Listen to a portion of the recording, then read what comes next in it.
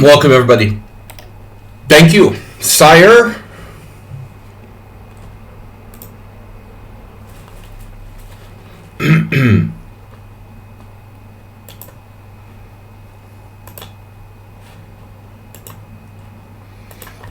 Boom. Oh my god, what happened to Panda? Thank you, Aspirate, for sending out notification. Crack arena. Butt crackerin. Juicebox Wizard, we are live with the Kraken Arena. What's crackin'?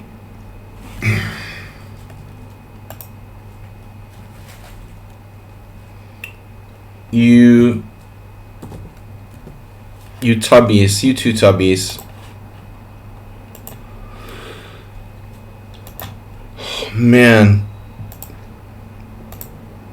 You tubs. Utah.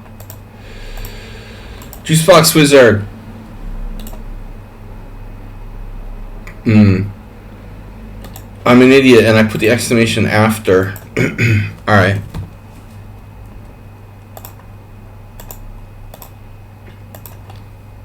Damn it, I cannot click the mouse.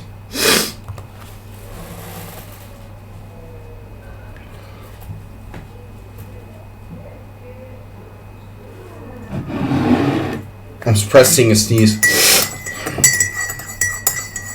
Guys, I'm suffering from a classical kind of cold. Nothing major, fortunately. Fred Reinfeld was always gaslighting everyone with his books about chess. Chess basics, oversimplifying everything. Chess is easy. What's up, guys? Alright, Sparkle Horse, Jeroen, Vinay, Ruslan, Aspade, Pyrat. Only 6 players thus far. Mr. Coffee, of course, missing the important introduction of the Kraken Arena. We're going to need more than 6 players. Welcome, everybody. World Senior Donation Fund up to $2,057.77. I'll be right there. Alright, Shark or Kraken?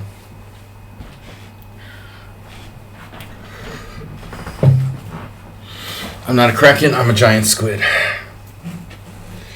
Hello. Mrs. Arlsberg.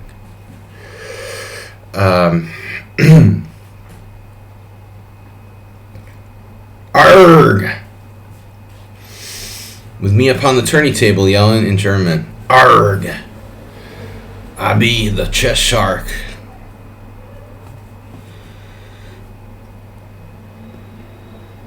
We be seafaring creatures. Guys, we have 10 minutes till the tournament starts. We better see a turnout here. I'm going to be very disappointed. There's a poor turnout for the Kraken Arena. Crack Baby Arena. Kraken babies.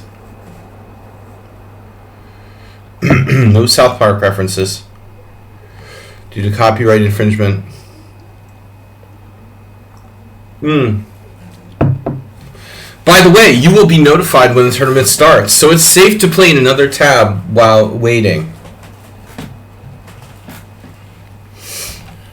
I have a new training technique you guys are going to discover. Not today. I'm saving it for this week, maybe tomorrow. We'll introduce that tomorrow. Something I found very interesting. Simple and interesting. Well, we dropped from 5 viewers to 4. International Master Sladgie hosting KRAKEN Defense Thematic Rapid on lichess.org. You know, one thing that bothers me is that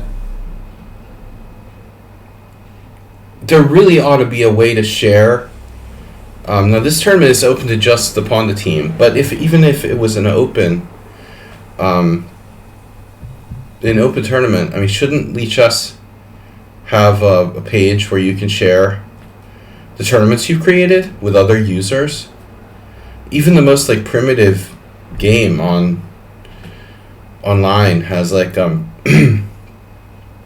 has like a, I don't know, forum where the tournaments are listed. They used to have like individual tournaments that people would create. You could click on in the tournament tab, but now it's like no. I don't understand why. Why we can't have tournaments like publicly viewable on the site? Can anyone explain that to me? Is that you can't tell me there's some kind of privacy issue? You can share all these like ridiculous blogs, but you can't list like people's tournaments in a common place. You can have a forum and stupid blogs, but tournaments, no. There's no place to share tournaments.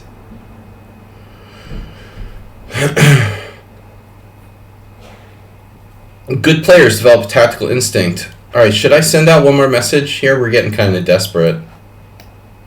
Alright, Pawn the Horses Club. Message all members. Join now, or the Kraken will get you. Or you will be joining us. Little pirate motif in Davy Jones's locker.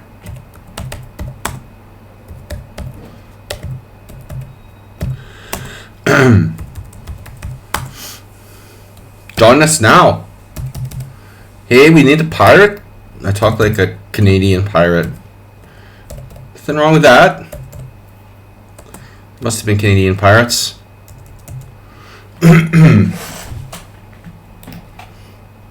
Oh my god, I just sent that with no link. Are you freaking kidding me?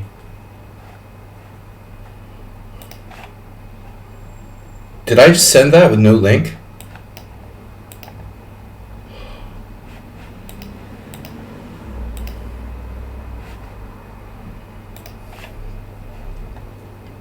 No, it didn't send shit.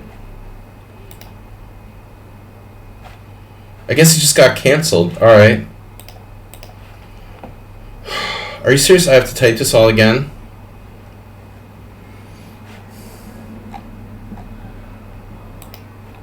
Seven players. Why is it so hard to do this stuff? Join now! Or get cracking.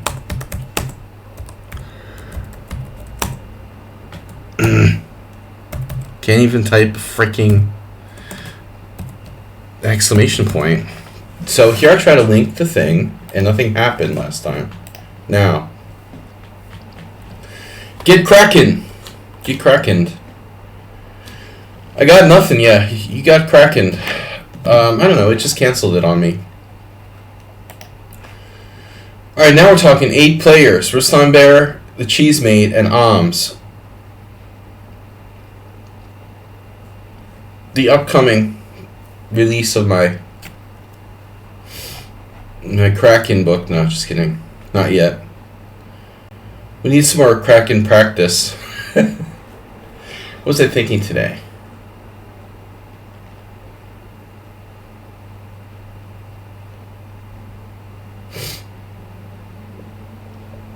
Ford truck.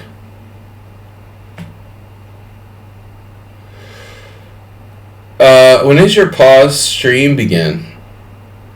Did I pause the stream? Yeah. What do you mean? We've got Sparkle Horse, Cheesemate, Alms, Goiju, Yurun, Vina India, Ruslan Bear, Astrobate Pirate. This is a thematic tournament. You are forced to play from a specific position. This is the specific position. We will be playing from this position with white to move. Do you understand? Don't be like, oh, I can't understand. I didn't know it was a thematic. I didn't know this was a grammatic tournament. Pinky and the brain. Dinesh Genius. Cheesemate. I'm curious to see how the Kraken scores. I mean, white should probably get the upper hand. But, Juicebox like, oh shucks. I didn't know that. Pirate playing the Kraken. Lionel Chessie says release the Kraken.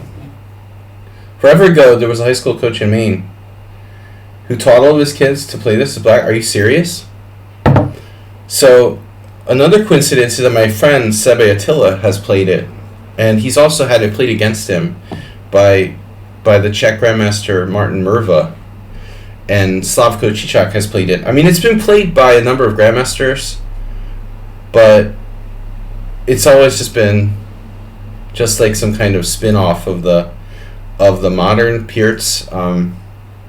It never had a name or anything, so I'm giving it a name. I'm giving it an identity. I'm trying to popularize it. I'm not taking responsibility for its creation necessarily. I mean, I don't know. Sebe is a good influence. Sebe uses the A6 idea in the modern. That's funny though. A high school chess coach in Maine who taught this to all of his kids. That's weird. My theory of the Kraken is that it's better than the Czech defense. Therefore, it's justified. If it's better than the Czech defense, it's okay. Czech defense isn't that great, but it's better than Czech defense. So it deserves a place in. I think it deserves a place in opening. It deserves a name, basically. Yeah, well, that's one of the things you can do. You can do A6. You can do accelerated Kraken too. A6 D6 is an accelerated Kraken. Now, if you go A6, G6, and D6, you basically are. You know, the modern is like G6, Bishop, G7. There's 3 A6 in the modern, and that's a very well-known line. 2-minute warning. So different versions. I mean, we could play an accelerated Kraken with no knight F6. I like to play A6 on move 1. But I decided to play like a proper Kraken. This is my original Kraken idea. I have played the St. George before, and I think like A6 D6 is probably better than A6 B5. I'm certain that it's better than the proper St. George. It's more flexible. But I mean, the fact that I've played like the modern, the Pierce, the St. George, all these openings. What I really like about it is its flexibility. But Mr. Slowhand is here, guys. Look out for Mr. Slow. He's a Kraken expert. I should get Attila, Sebe Attila, to come on and do a guest, to play a guest Kraken on my stream. Not to be confused with the KRAKEN. That's the carjacking arena. That's different. And it can only be played under the Russian flag.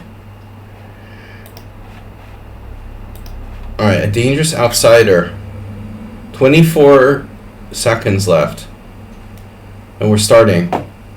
Mr. Slow has not yet joined the tournament, but he was in the chat. He's like, oh no, Kraken? I'm not playing that.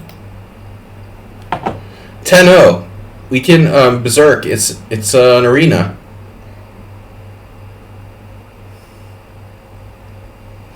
With knight f6 in, okay, we can't play a modern defense. It's a Pierce move order. Stand by. Oh, I'm white against the Oms.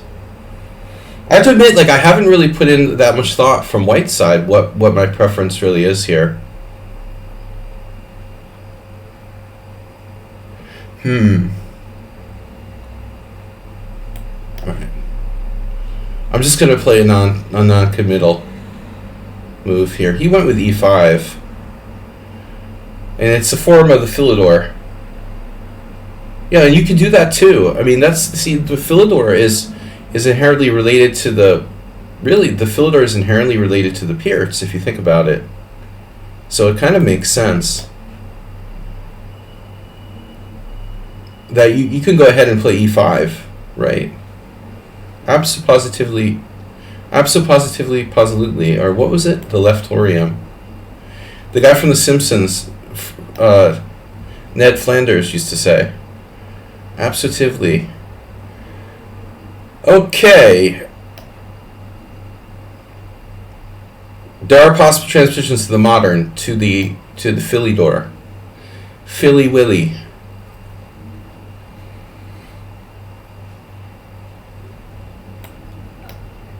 My friend Sebe plays it, and he's also playing the Philidor. Our friend Varga Zoli plays the Philidor all the time.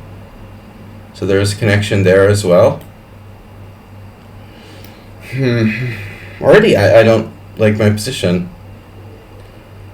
I'm trying to get a good position for black to support my new opening. I was thinking of offering like a Kraken Brilliancy Prize for the year. The best Kraken game of 2024. Rookie.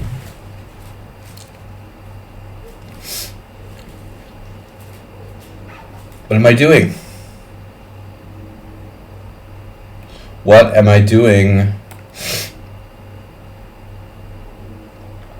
I have like a bad feeling about this. Maybe I should take. Maybe not. I don't know what to do. I don't like it. I'm scared here.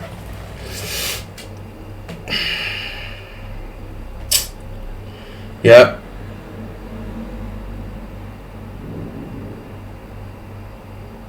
Situation is grim. A cheesy move order. Cheese made what? I did not anticipate pawn takes pawn. Pawn takes pawn.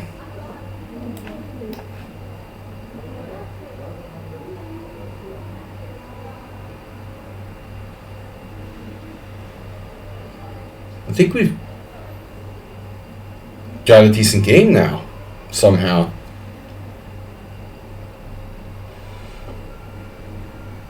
But it's black is playing a very hyper modern opening, so it's very easy for white to overextend themselves in such position. Crying babies won't save you.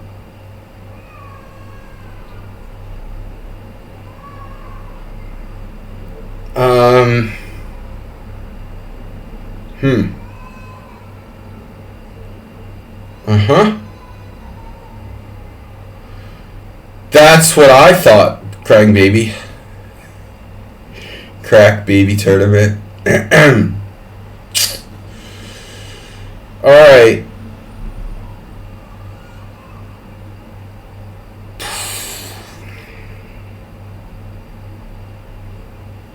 There's only one move that I see here that I would seriously consider, and it's bad.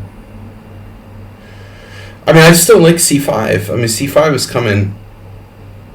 coming, and what am I going to do about it? That's the issue. 1, 2, 3. I'm just pretty fast, man. After g6, bishop g7, what? c5 would look like weird Benoni. Yeah, or Ruy Lopez.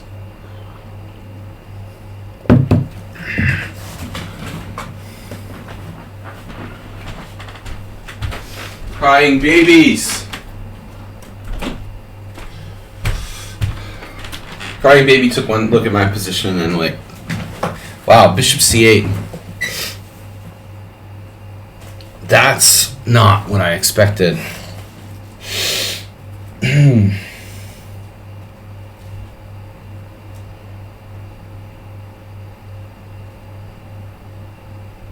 He must be much better now. However, on the other hand,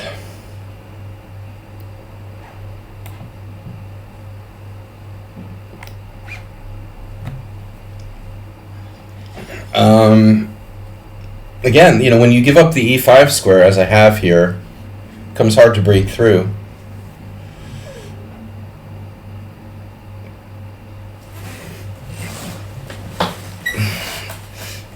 And again, it's hard to break through. It's I mean, there's some question of where to put my queen. Knight on e5 is really starting to piss me off. Maybe we should do something about that.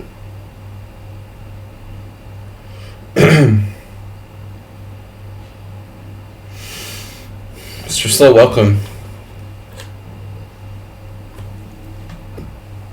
Guys, we're almost to the World Senior Sicily goal.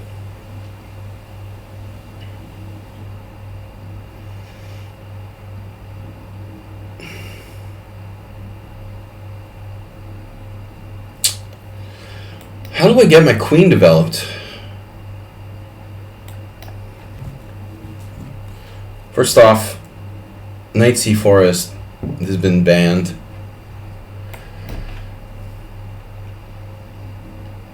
Now it looks like either a Ruy Lopez or a Sicilian.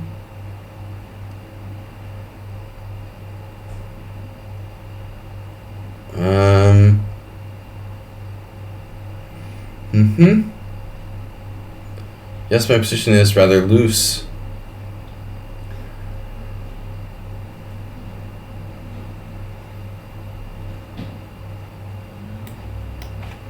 Loose.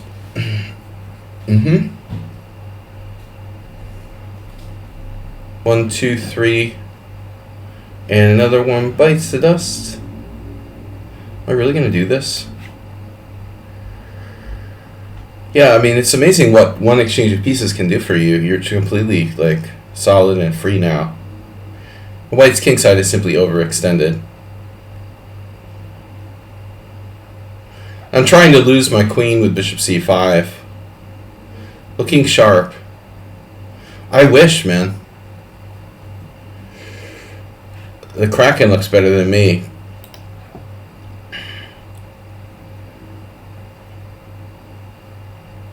But thank you. It's the thought that counts.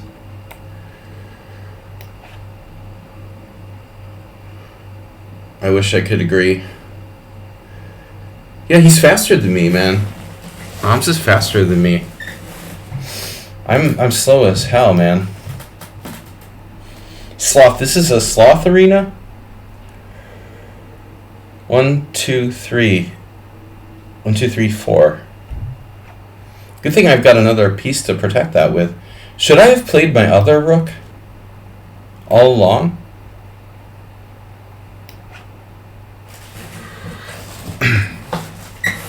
Criminal lineup. That's a lot of pressure you got there on Mr. E4 pawn. What I did in the opening is not great. Like, G3 is really not that great of a move. But I think, therefore I am. Well, I mean, B5 is a big question. If B5, E5, bishop B7. Pawn takes S6, bishop takes H1. I don't think you want to try that variation. But he played E5, which is solid. You know, I used to think like the Philidor was horrible. But the exchange Philidor is a little bit better than the old style kind of classical Hannum variation Philidor. If you open the position with E takes D, it seems like if black's active, he can get some fun games sometimes. The Philidor is not as boring that way. Otherwise, you just get like this really cramped position with nothing to do. That's like watching the grass grow. But the Philidor type reaction is one possibility for black.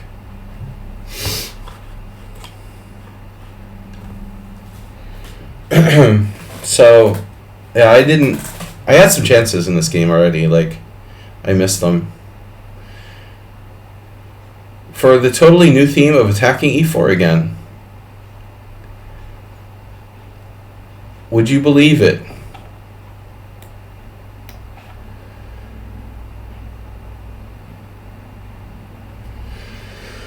The battle for the center.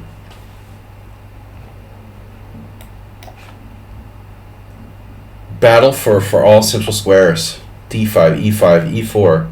But I own D4. It's like completely unopposed control of D4. I feel like I'm a winner. You know, all three other central squares are like up in the air, but D4 is mine. Whatever that's worth, I have a tiny bit more space. He's creeping up on the queen side. And so, B4 becomes something you need to think about.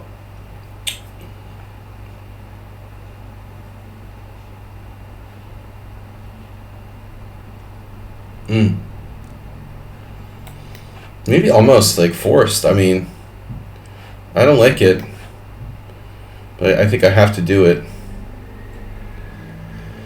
He's got a steady like lead on the clock, 2 minutes. Where's Schumacher? He should be here. Uber driver.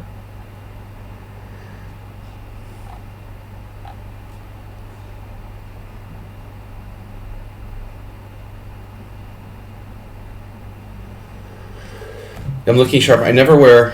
It's like cold. Looks like Sicilian. Well, Lionel, what's up? Good to see you. I mean, I think like that's the thing about the Kraken is that it's sort of everything all rolled into one. You know, the modern, the Philidor, the Sicilian. You can even transpose to the Najdorf in certain cases in this opening. As strange as that might sound. I think we're pretty much battling it out in the center. 1, 2, 3, 4, 5. 1, 2, 3, 4, 5. Wow, D5. Wow, does that work?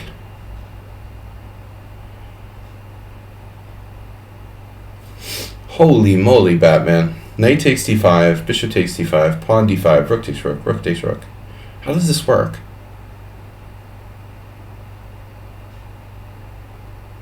Knight takes C5, knight takes C5, pawn D5, rook takes, rook takes.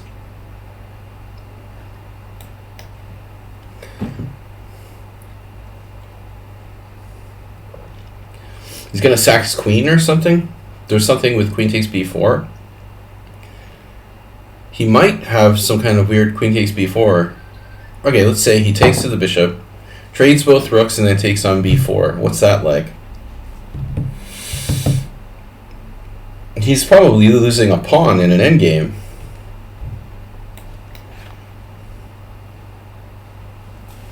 Queen B4, bishop B4, pawn takes E6, bishop takes E1. That doesn't work.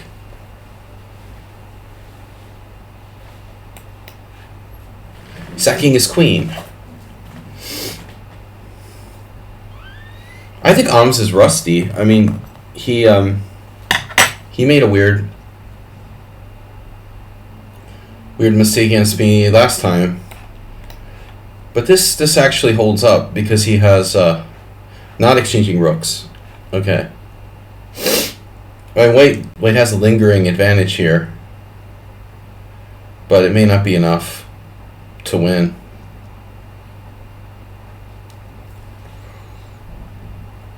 Maybe it's not really a lingering advantage. We're just lingering. 2 bishops in the endgame.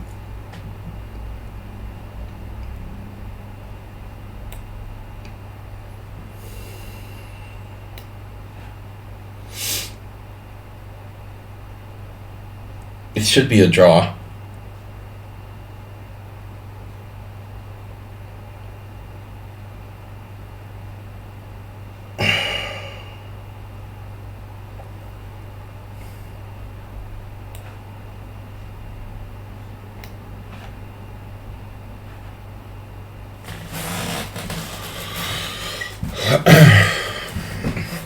Alright, I mean, I've got 2 connected past pawns. For whatever that's worth.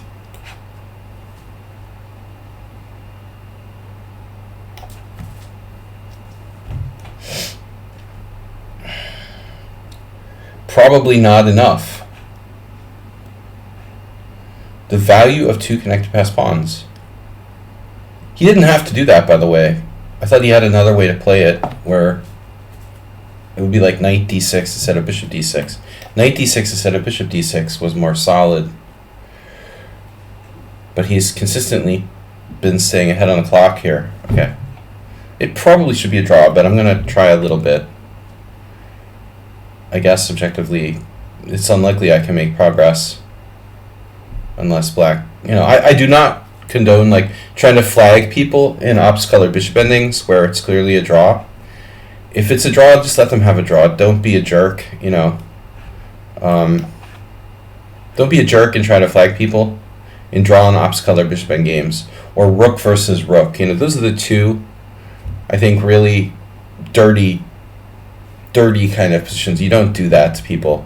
If it's clearly a fortress draw, opposite color bishops, or if it's rook versus rook. Those are the 2 instances where we're not gonna like do that.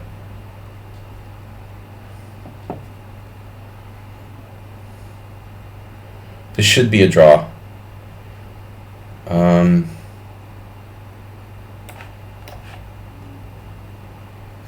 Yeah, that's a problem.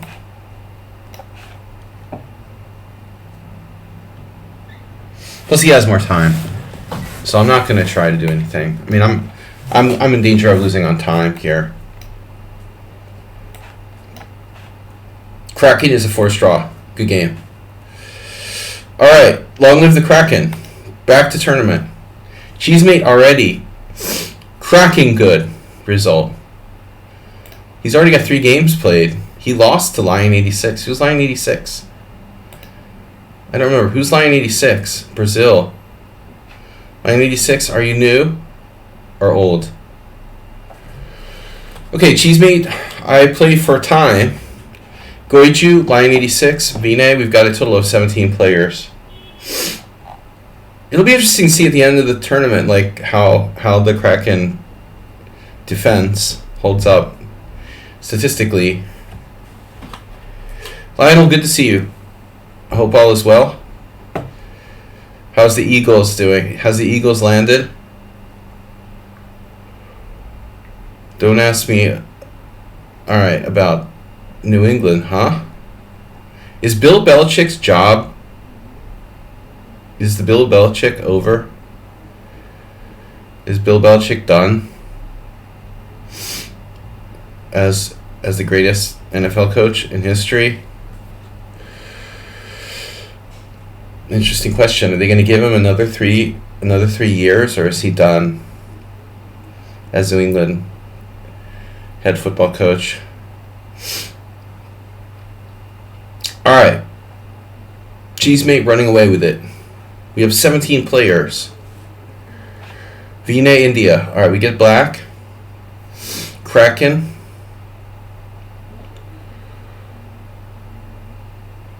We got someone requesting to join the team. Okay, B5 is mainline Kraken. You can also play other things. G6, for example. If they hit you with an E5, E6 harpoon in the middle of your Kraken, I just want to tell you guys, I'm going to make a video like that, but the harpoon down the middle is the way to like try to kill the Kraken. You got to find its like weak point. Bishop B7 here, E5 for example. I think it's already like possibly an issue.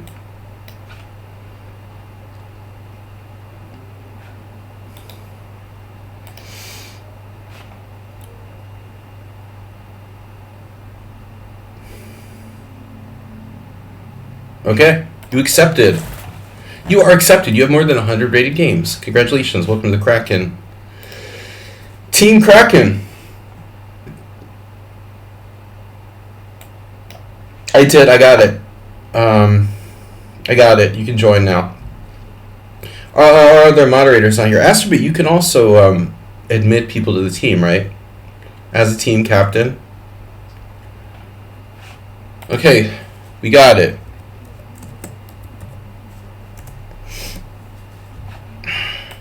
Kraken defense. I have played now c5 is interesting. That's the most dynamic move for me here. Man, Suckfish had this weird idea to like sack a pawn. c5 takes, knight d7. Takes d6, bishop d6. But you'd have bishop takes b5 there. I can't do that. I need more development before I can do that. I'm not sure about knight d7. It's okay, it's playable. It did not alert me. I think it just picks one of us, like on default or something, and then doesn't annoy anyone else.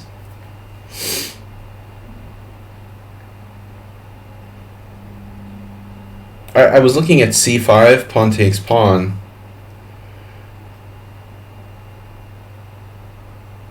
But I would have to recapture on c5. Thus drawing my central pawn away from control of e5. This position in the past, I probably played like bishop e7 the most.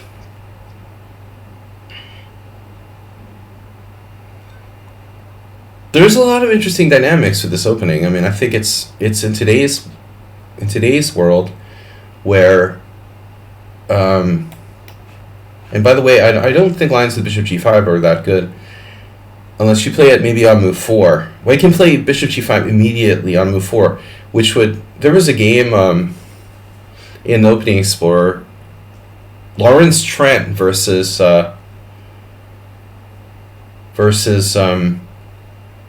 the one Danish master who plays this, and he played bishop g5 on move 4, and the guy played h6. I mean, come on, h6 is like the worst move ever. Speaking of the worst move ever, Astrobate has espoused the occasional b4. I'm not a big supporter of b4. Now I'm playing like Alms from the first game down a tempo. But this small center can always advance. I mean, that's what I like about this opening. It's like very flexible. And if white isn't incisive, you know, black has lots of options. Now it's basically like a Roy Lopez. Knight takes d5 doesn't work because of knight takes d5. And c7. But if I play h6, you can retreat your bishop. Therefore, by process of elimination, don't forget to enunciate your words.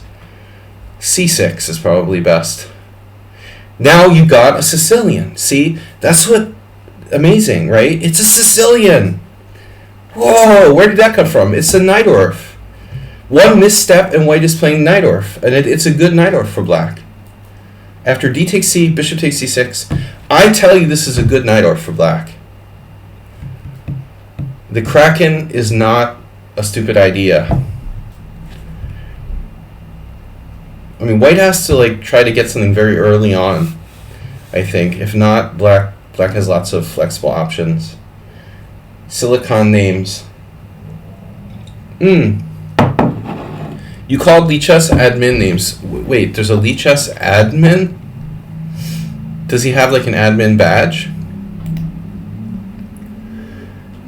Like when you go to, I don't know, Target or the supermarket and they have like a manager.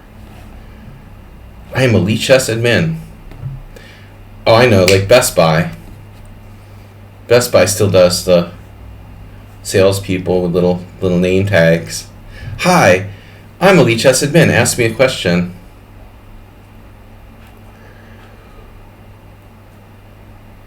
Learn, donate.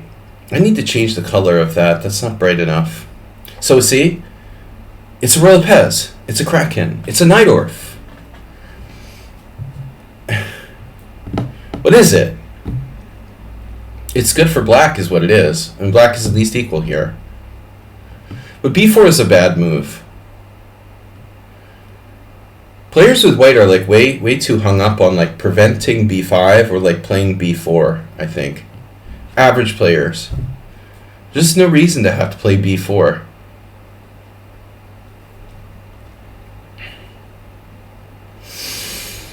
Astrobate, sticks and stones can break my bones, but names will never hurt me. Apparently, like, in Psychology Today, they said that names can really hurt people. Emotionally for life. Uh-oh. Now that's a nasty move you've got there, little Johnny. I don't like that. That's straight out of Compton. Wow. Knight takes e4, I doubt it's going to work. I'm not even going to bother to calculate knight takes e4. Knight h4 is a bad hombre. And that's a great anti-Philidor idea coming in there. You called lichess admin names. He's crying to his mommy now. Playground mentality, Astrobate. Take your ball and go home.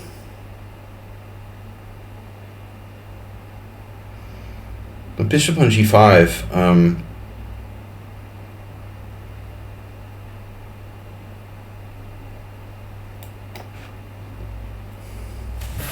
I really should do like Alms and put more pressure. We need to dial up the pressure on e4. Take a page out of Alms's book.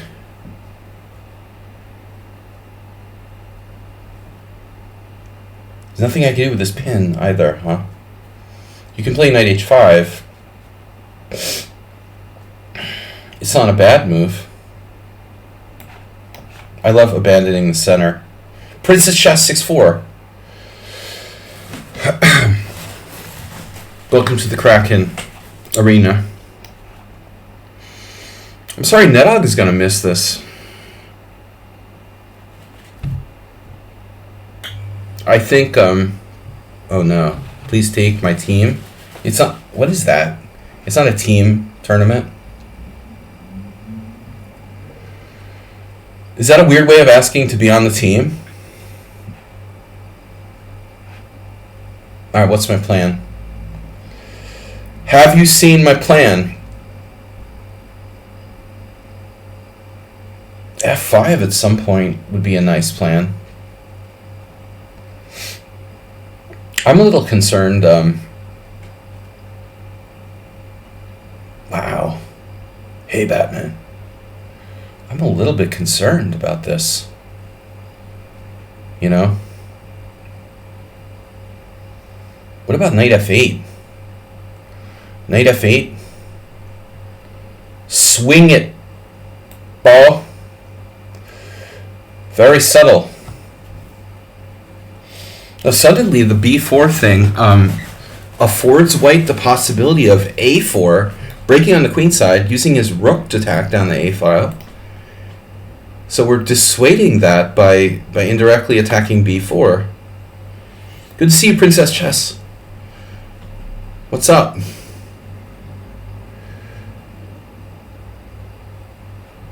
I want to swing. Oh, he became impulsive. One thing you never want to do is insta move, right? The plan was to take, but make sure, you know. There's the possibility of queen d8 and take it later. Don't make moves without thinking. F5.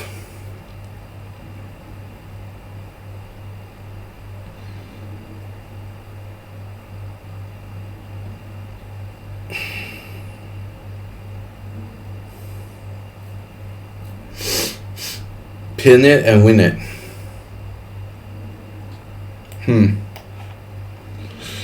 I like this.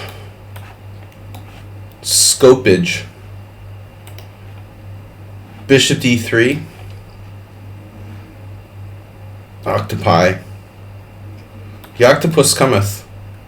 He now has like freed his d3 bishop. It's no longer restricted by its own pawns. I love talking about chess and thinking about the game philosophically. Am I threatening to win a piece here? Careful, Asterbate. You might lose a piece.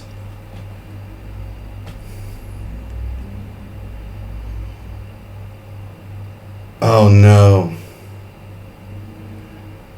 Mr. Bill. That's what I said. Wow. E4. Bishop takes e4. F5. I go for it. Or f5 first.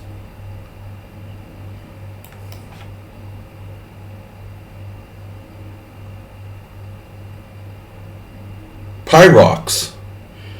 Okay, this is like a Benoni.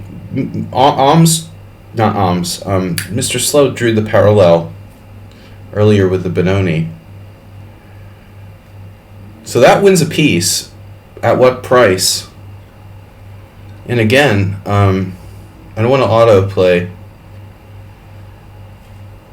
But if I try to win it with a piece, like knight f6 or something, he can defend with knight d2. But that actually won't help him. Will it? So I could do it this way, like knight f6, compact. Knight f6 is more compact. Actually, either knight f6. Knight on g f6. No, he can move his queen. Jeez. That's a problem. If I play knight f6 and he plays queen c2, that would really be embarrassing, you know? Yeah, knight d4. Spicy. That's a nice knight you've got there.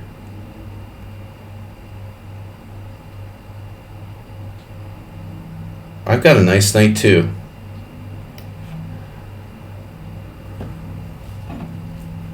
Queen d3 wasn't a good choice.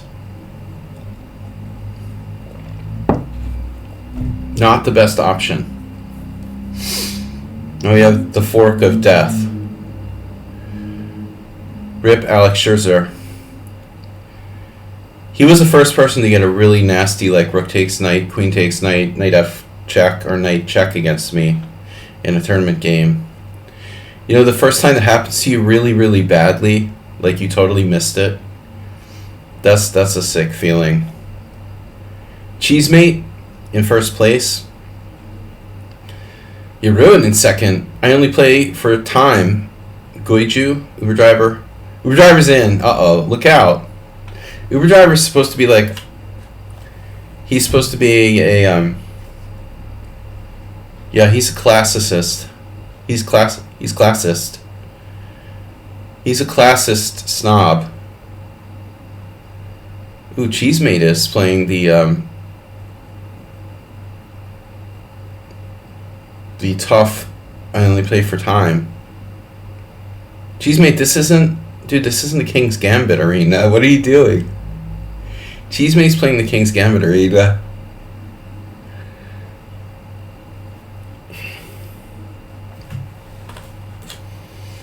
Cheesemate, you're in the wrong arena, man. Where's your king side? F3. No sense in b5 against f3. That kills b5 altogether. I think that's one thing to be clear on. I haven't really thought about f3 enough. But we definitely can transpose to modern. Peertz. Or Peertz modern, if you prefer. b5 limited value here. Bishop b7 makes no sense. And, yeah, we'll likely transpose to a Peertz. Although c5, I guess, is viable. We could even get a King's Indian. No, there's no King's Indian. Alright. Alright. Peertz without a kingside fianchetto. Or e5. The question is c6, e5. What other options do I really have? You know, e6.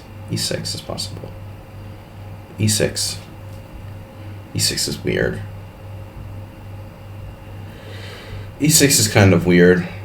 E6, G4. Could be like a French, though. We can play a French style. What I love about this opening is the flexibility you've got with the pawns, man. It's like playing the Nimzo or something. So many options. It's just so many options and so little time. Nedog is here for the Kraken Arena. Baby Kraken.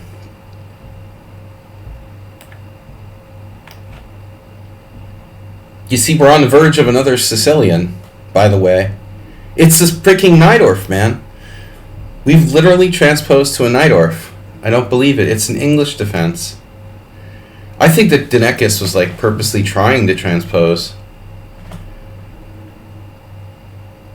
Wow. That was not an accident. He was like literally trying to transpose, actively trying to transpose to the English attack. Did I call it English defense?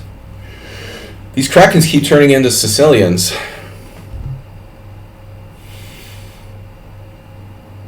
Nedug, why I didn't get something. Like last stream you said something about the Babadook, but I didn't understand its connection to the stream. Was that just like your movie recommendation, or what was that? How was the Babadook connected to what was happening on the stream? I didn't quite get it. Alright, now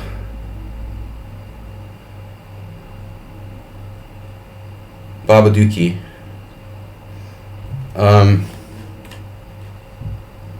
It was your Halloween recommendations.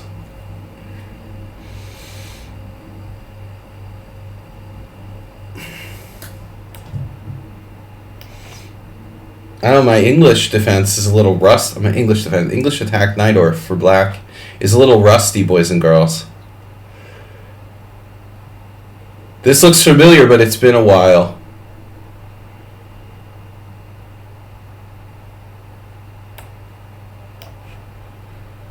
Get out the candy. I had a game in the World Open with this guy, John Langrek. God, it must have been like 1991. He still pops up on my Facebook friend suggestions, but I don't even know him at all. Except for the fact that we played one game in the World Open in like 1991. But you know, it's funny how things come back to you. It was only 32 years ago.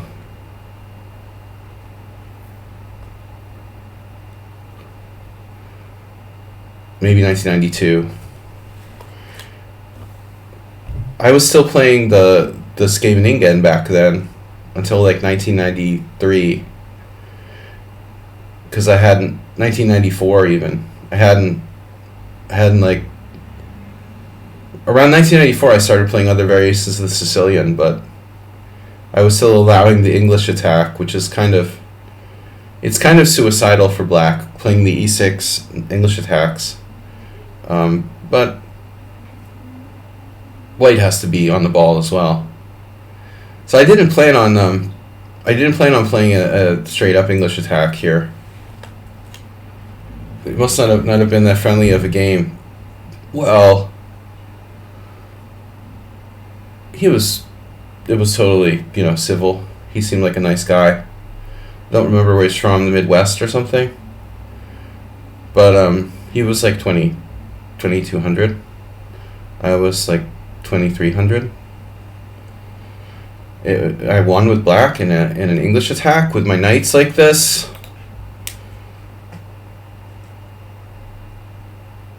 That was back in the days when English attack was just really getting popular. The early 90s. It was really just becoming the go-to variation against the Najdorf. But I was like always okay with it because honestly, I would play the Skaveningen, and if you play the Skaveningen, sorry for pronunciation, Jeroen, the carries attack is just like the English attack but worse. It's like the worst nightmare English attack ever. So here, I lost a couple games though. I lost, remember I lost an English attack in the New York Open to this Indonesian guy, Ruben Gunawan. he did like b3, knight a4. Somehow we had a similar line where it was like b3, b4, knight a4, knight a4, ba4. My position still sucked. Here, he just like killed me on the king side. You know, white is on the verge of threatening like g6 here. For all I know, this is probably like main line English attack.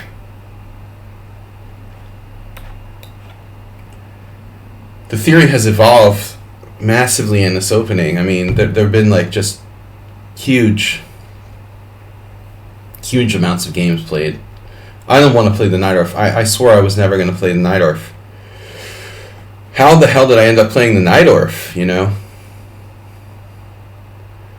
I decided not to play the Najdorf in the mid-80s for good reason, and then I ended up playing, like, transposing to the Najdorf. That's not a good idea. I should have been playing, like, okay, this is not sound. That's not sound, bro. Having said that, you know, we need to consider all of our options here. I could just take a pawn, you know. But not really, because he also has queen b4 at the end. So I can not take a piece and take with the knight and take with the bishop and just queen b4 and materials equal. Or see what's behind door number 2. We could take on d5. I mean, dude. Yeah. This is not my first crucifixion. So if I take... It's not clear how the hell my king is getting out of the center there. But let's say take bishop e7.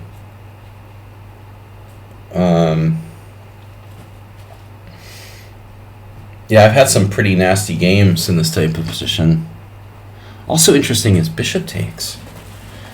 But that knight will come into c6. Bishop takes d5, pawn d5, knight takes. There's all sorts of tactics all over the place. Tough.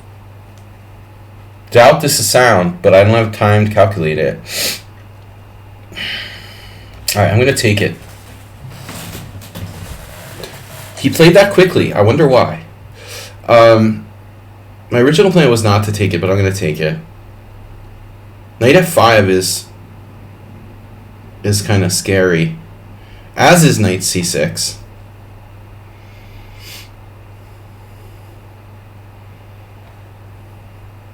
I'm ready to castle queenside.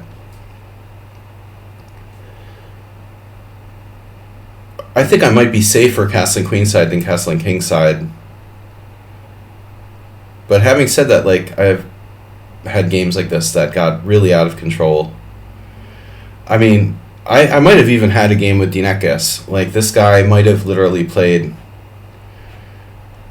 I remember at least one really similar game on my stream, like a year ago. But I did not play this... How's my cold? It's just kind of not a heavy... It's not COVID, I don't think. My daughter got over it really quickly in a few days. It could be worse. I'm pretty good. I just got the sniffles, and yesterday I was kind of tired.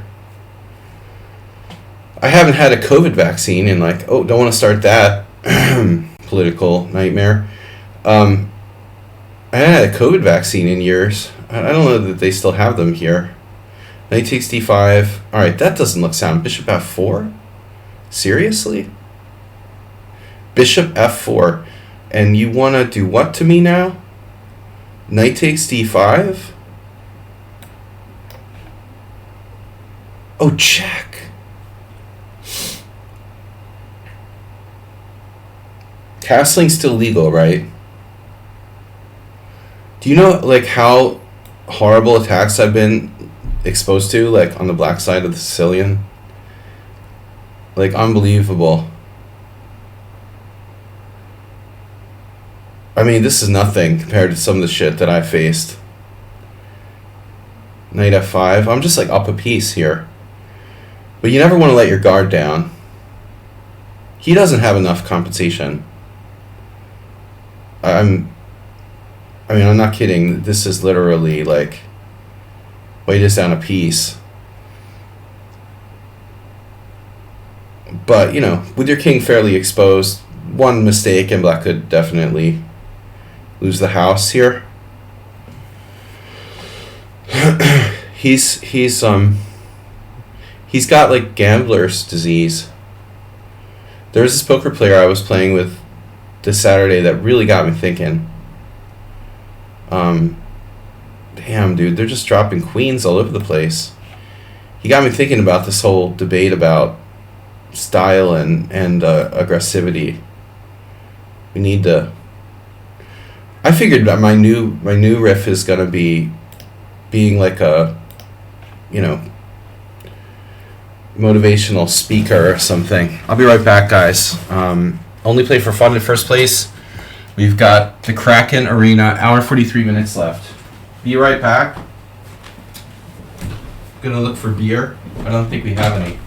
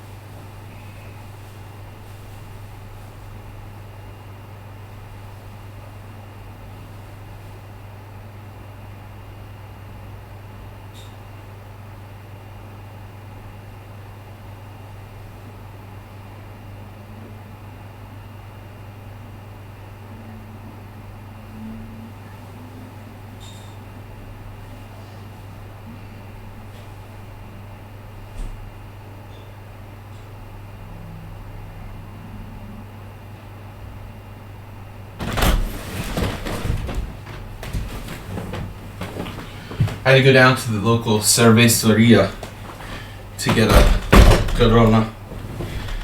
I knew I was going to get Corona. Alright. But all jokes aside, kids, it's time for the Kraken Arena. Cerveceria. Alright, let's do it.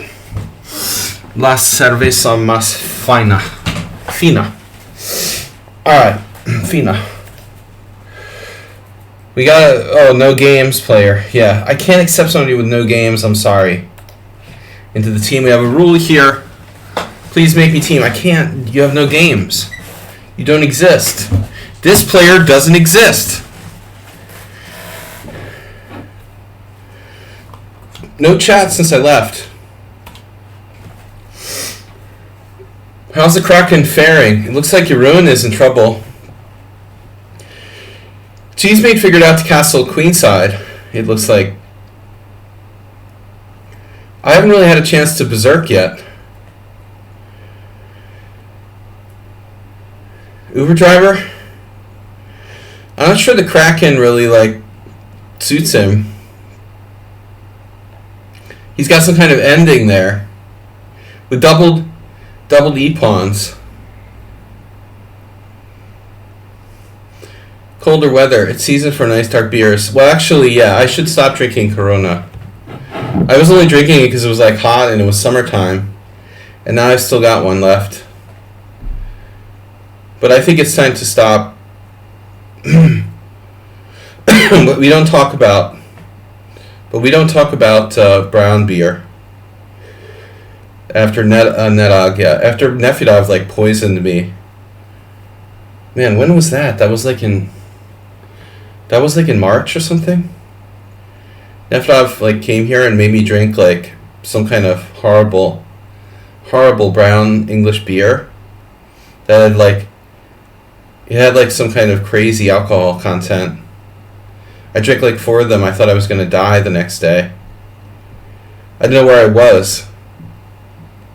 It snuck up on me too. I left the pub thinking everything was fine. Brown beers. Just none of that 15% alcohol stuff. Oh, acerbate. Alright, acerbate. Let's play a critical Kraken. Critical Kraken. Last time I played G3, that's lame. So F4 and Bishop G5 are the most aggressive. White really goes for something. This is the Austrian Kraken.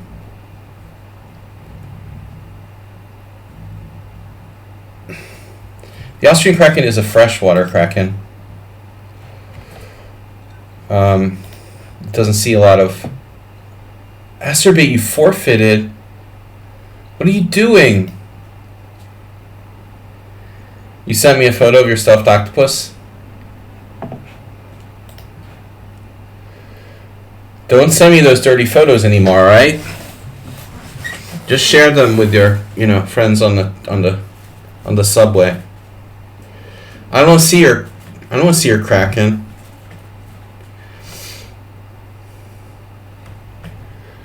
Acerbate forfeited.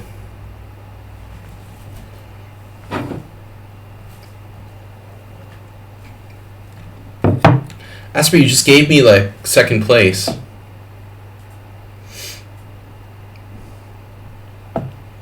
We have an hour and a half. We're 1 hour into the Kraken arena.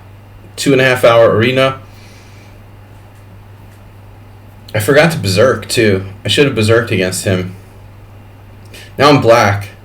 Against the leader. I only play for time. F4, he copied me. I want to tell you guys, E5 is not good. You can't play that. Some people have played G6, which is A6 with black against the Austrian attack peer. So that's a little bit pushing the envelope.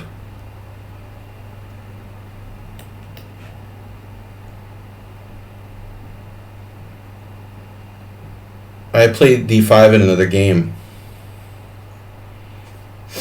My name is... Oh, I'm not supposed to play knight e4 there.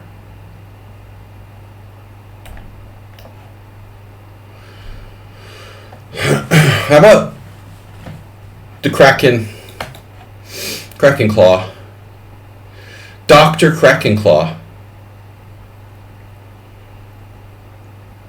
The Krakens have like little claws at the end of their tentacles, right? If Krakens really exist. We need a cool name. I want to create, like, I'll close my other Smurf account and create a special Smurf account on lichess just for Kraken. Just for playing the Kraken. We could call it Dr. Kraken Claw. I don't know what to call it. I need a good name for my Smurf account. Well, here we go with C5 again. Yeah, he's trying to transpose the Najdorf as well. Fat chance. I'm done playing the black side of Najdorf. Kraken Slaw.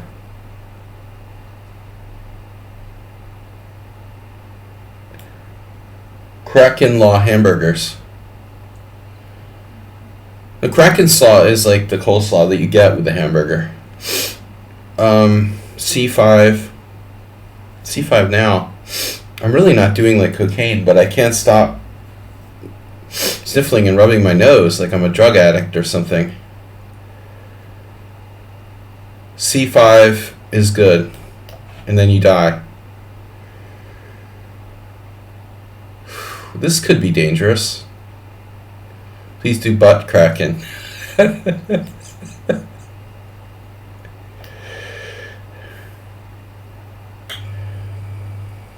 I love our maturity level here.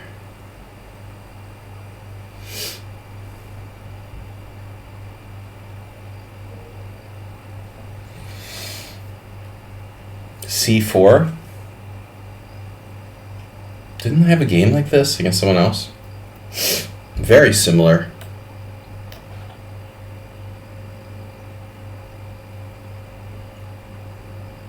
This is a theme. I had another Kraken where it transposed to sometimes people like they don't do knight c3 on move 3. Random noobs tend to, for I don't know why, like they put their bishop on d3 instead of knight c3 because they learned chess from the bishops before knights rule in mind, but the endgame is upon us. Endgame cancel culture. That's what we have today, folks. You talk about cancel culture, right? There's endgame cancel culture. By making time controls faster and faster, the chess world is basically canceling endgames. There are no endgames anymore.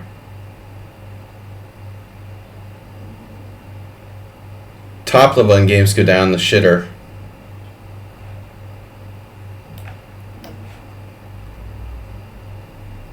But that's not what I wanted to talk about. I was talking about like move 3. If white plays bishop d3 instead of knight c3, I've had a bunch of games that went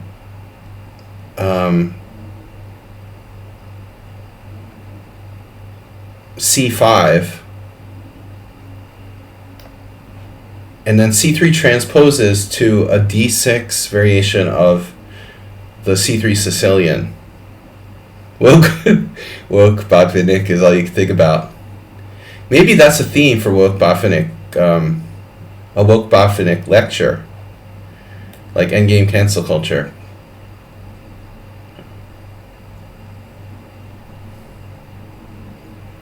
Like what would Woke Botvinnik teach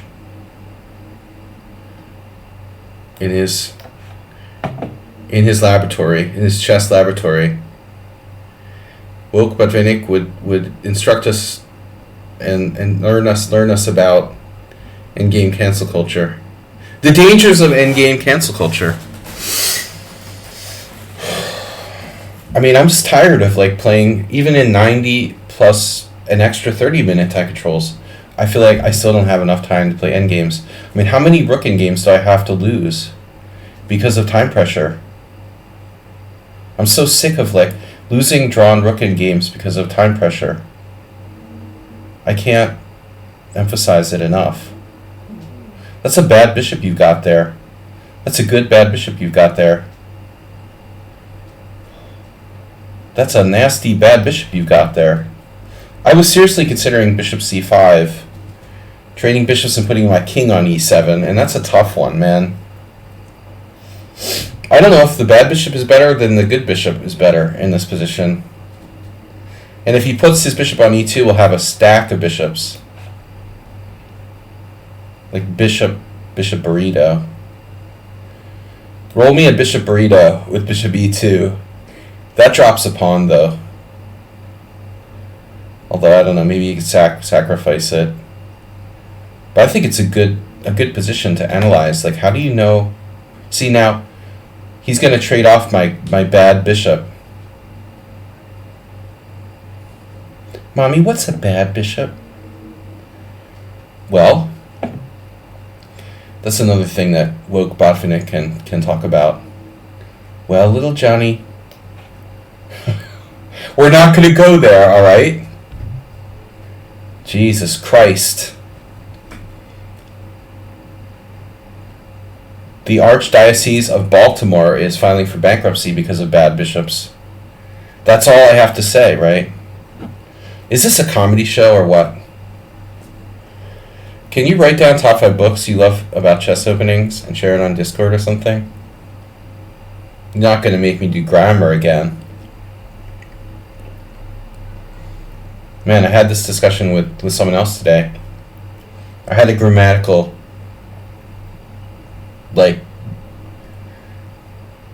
argument. Bad bishops. I'm not a Catholic, man. You're like Mexican and Italian. Forget about it. I can joke about bishops with impunity. Presbyterian ministers never molest anybody.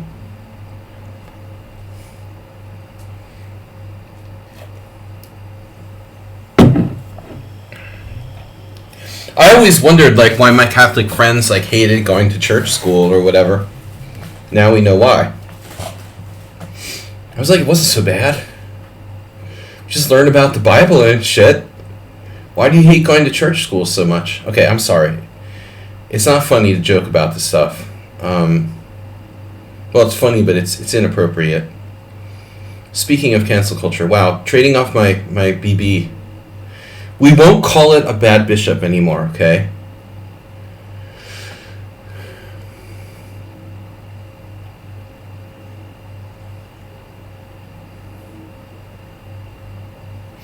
Literally what I was debating. You're pissing me off here, dude.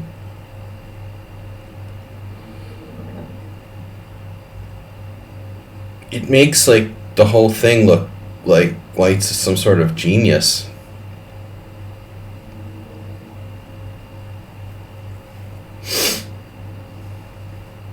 C3. I wanted to play C3 earlier.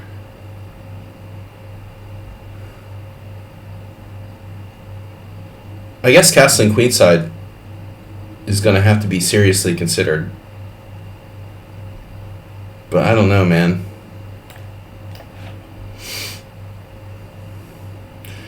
I mean, I feel like I made the wrong call with bishop e7.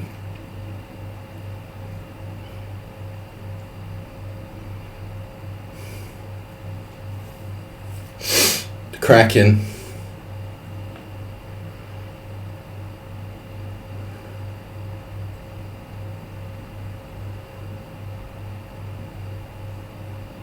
King d8, triplet slam. That's nuts, bro.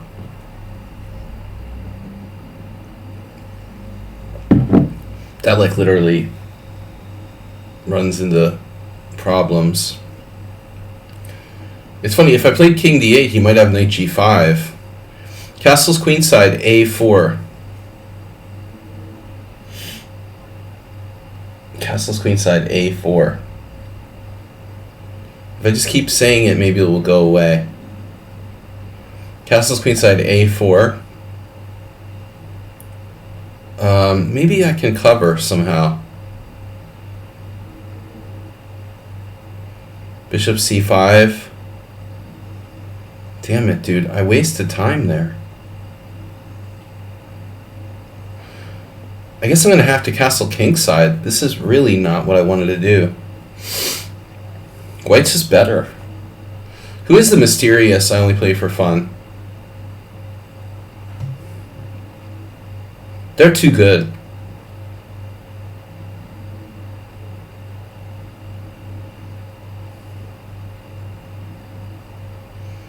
Okay. Damn it.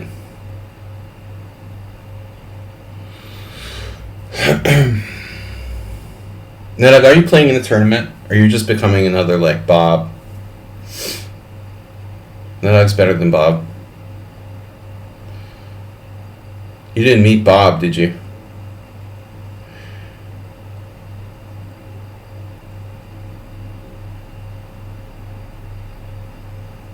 Yeah, I don't know. I don't like my call. He made things interesting. But Nedog makes things interesting, and he, like, donates to support the stream. So he's like Bob, but better. Bob was, like, cheap. That's Bob's problem. If you're gonna, like, destroy my stream and be obnoxious and, like, you know, at least compensate by donating something to the stream.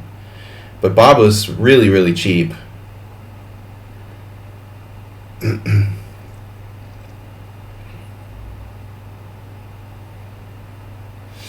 Invasive Species Act. That's kind of a problem. But I have Rook C8.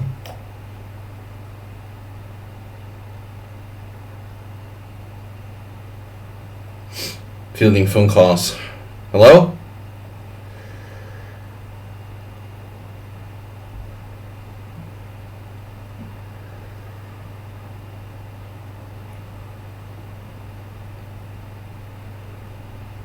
Kraken. It's a nice change from the Panda.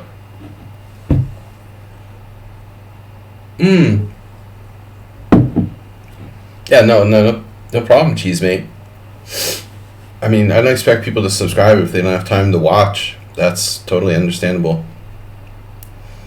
But I think the bigger point is, like, in the past, you've been supportive and even donated and you've gifted bits and whatever. Okay, what do I do here? Knight e4 or take? That's a nice c-pawn.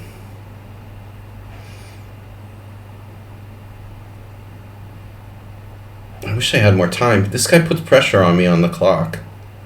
But knight e4 looks pretty good. Except for the fact that it's, like, trapped.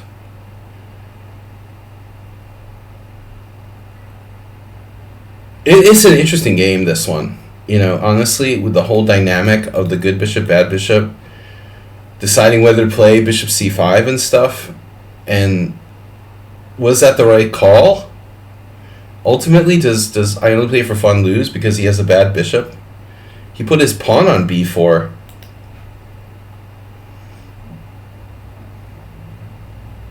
b4 was highly controversial. Cheesemate subscribed to tier 1. Only 20 months. Now this move was what I expected earlier. Unfortunately,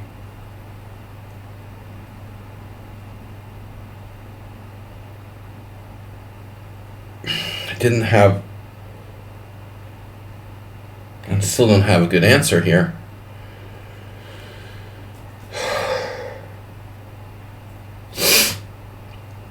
Knight c3.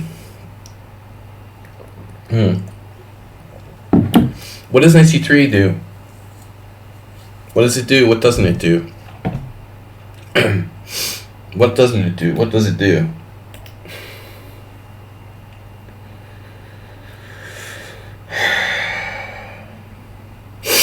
Why is my nose so itchy? My God. I was thinking rook e8. I don't know what this does. We're going to do it anyway. It's stirring the pot. What if rook f1? Threatening f6 there, baby. Okay, I can take on f5 if I have to. That wasn't the original plan, but it's definitely an option. Take on f5 and play like rook e8 was something I was thinking about a while ago.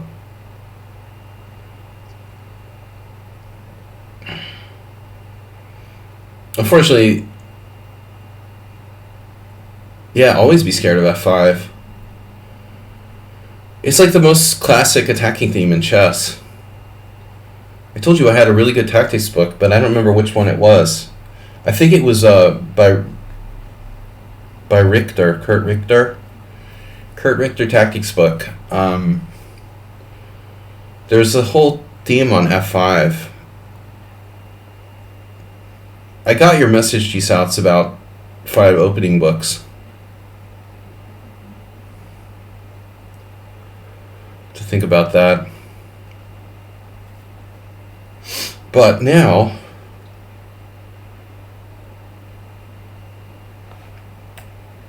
I could take on f5 or play rook e8.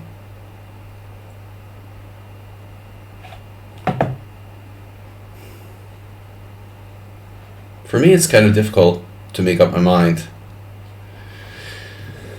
And I don't even... Imagine if I had ADD.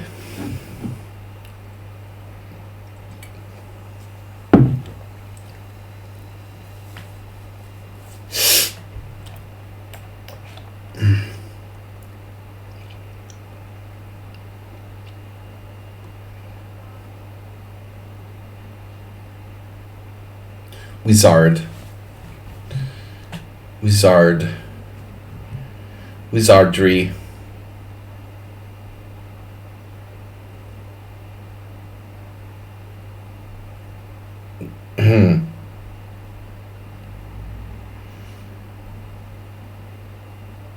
Not the move I expected.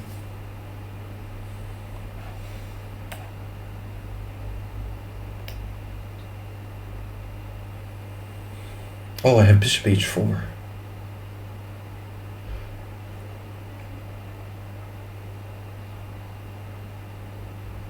Okay, bishop takes b4. Knight e6, bishop takes b4. c3. Oh, so it is a battle of the bad bishops. What a game. What a thematic game.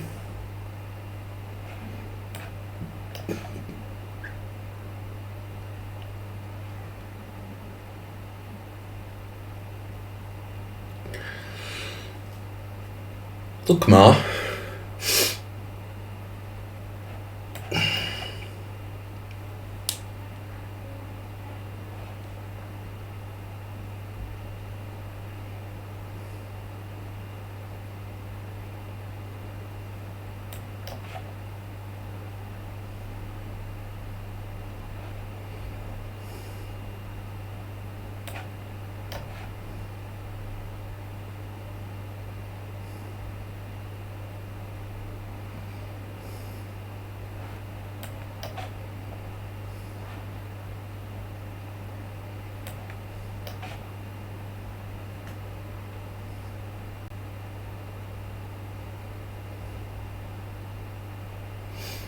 Sacrificial ninja.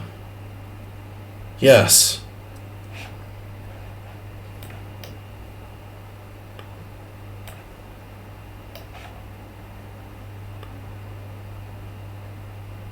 Well, that was thematic. Accepting you to the team. Alright, that was lucky. I mean, he was fine before. He went from good to bad. Systematically. Gucci Pigeon. What's the Kraken defense? It's a variation on the Pierts, where we play a6 instead of c6. And it's my name, I'm naming this opening. I'm claiming it as I'm naming it. I'm not saying I created it. I'm the first person to ever play it. But I am going to take responsibility for promoting this opening, and it will be named the Kraken forever. So this will be my what is it? What's the word?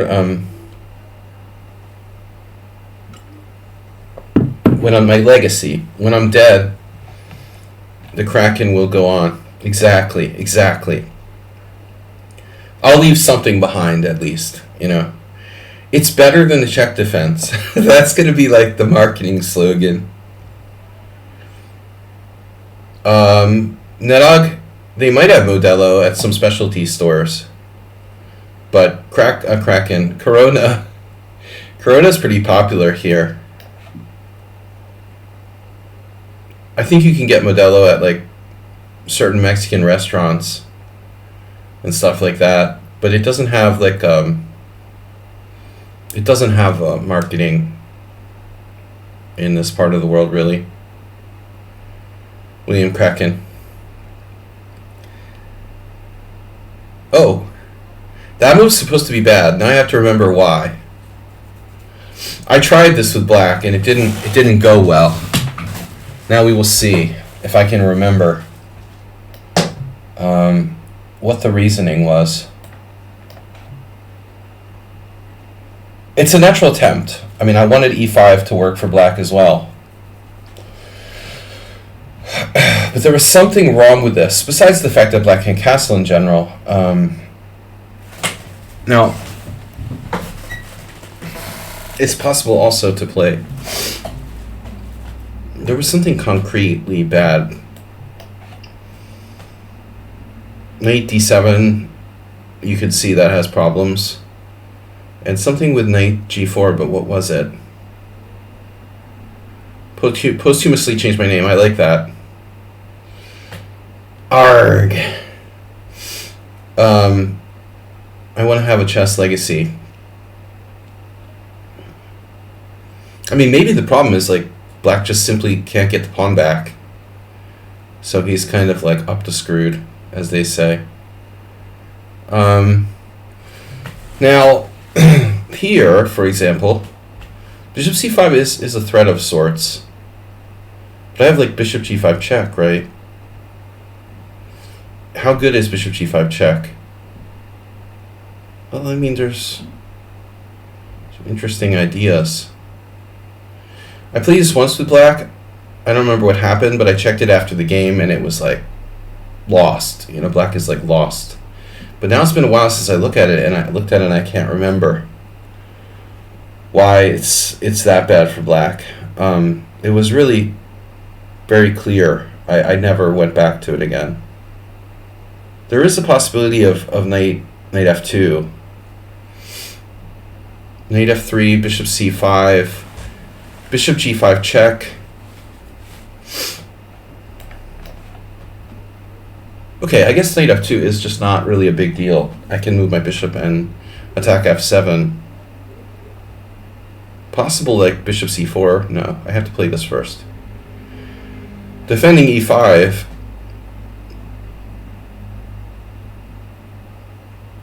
I just don't think that it's possible for black to get away with this. It's too much. Just asking too much from the position. If it worked, it would be great. I don't think e5 can work. I may misplay it though. Yeah, that was one of my first attempts. I'm like, oh yeah, e5. If we can play it, it's good. So against f4, my preferred move is e6. But Sebe has played b5 in a number of games. And there are some people who even play like the Pierts with the a6. I've seen a6 against the Austrian. So you could play a Pierts and play a6, but you know, Sebe's move is an alternative. I think e6 is probably best. Now,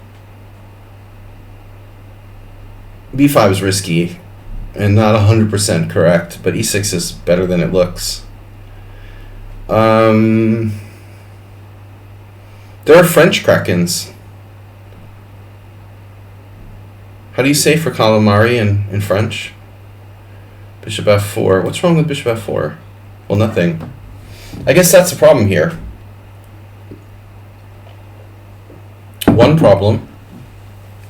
Now you're threatening to get your ass evicted from g4.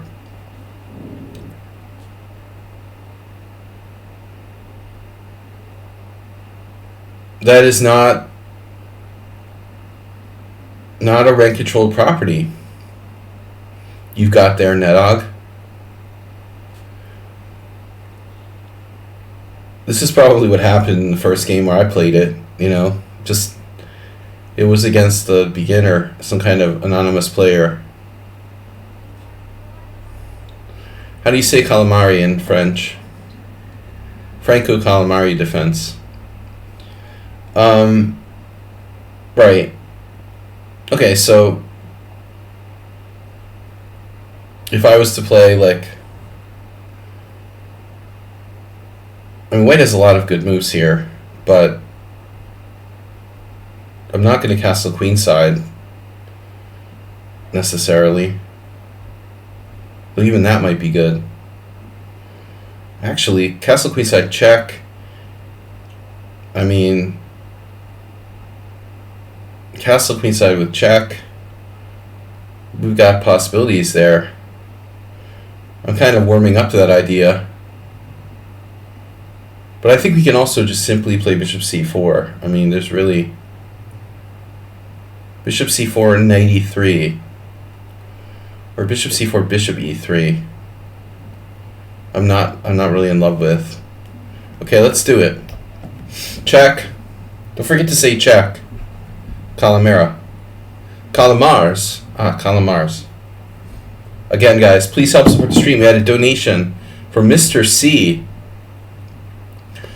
Mr. K in the house with the donation taking us up to 2096. Calamari, of course. It's Italian. You donated $1 for every rating point game from this weekend. Nice job, Mr. Coffee. How did you finish in the tournament?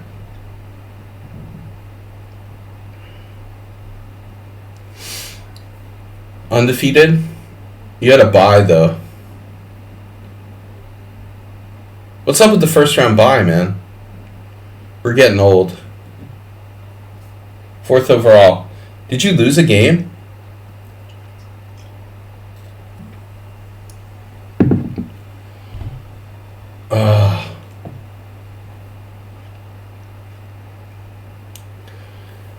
Guys, $30 from Mr. C. And who was the last round opponent? How strong?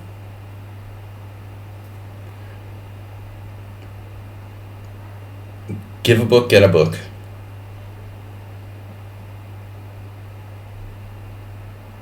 So you can take my rook, I take yours. It's one of those deals.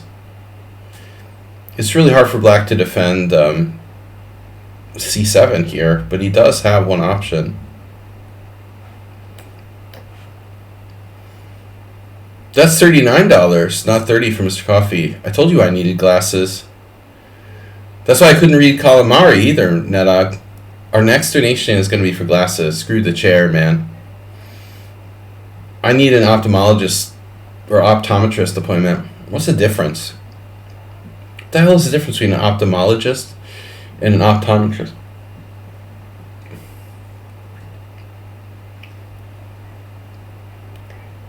We'll have to work with Mr. Coffee on clutch play in the last round.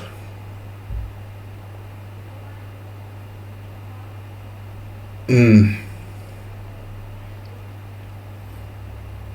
1920. Damn it. If you had only drawn that guy, what would have happened? You've gotten like third.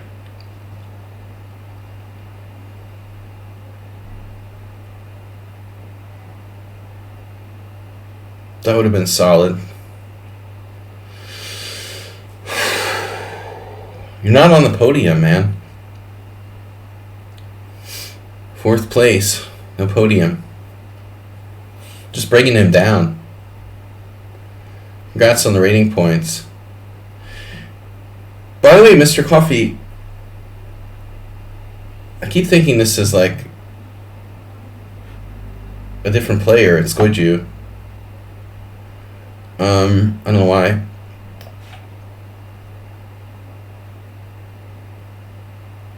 You get my rook, I get yours.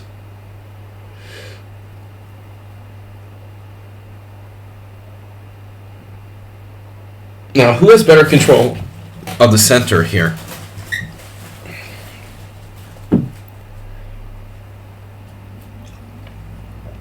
Just saying. I know it's not fair that I like showboat here. I mean, I've even studied this opening pretty in depth. So I'm like, oh, Mr. Cool. I know the refutation of E5.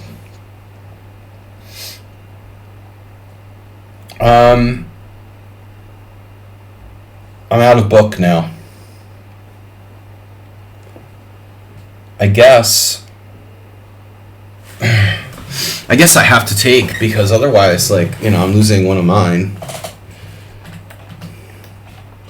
Not really a very logical, not a logical way of explaining that. You got some sort of souvenir. Screw the spelling.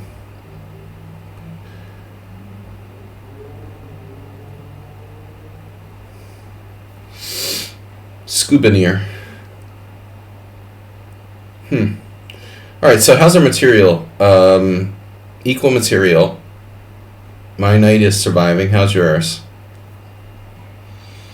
I can't trap your knight, so I guess we should be pragmatic here. You're going to attack me with knight f2. I could play bishop takes a6. It gives up my good piece. Another interesting move is bishop c4.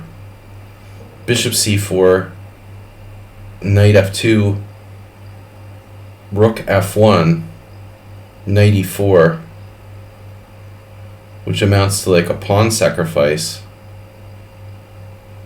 But I'm up 2 pawns anyway.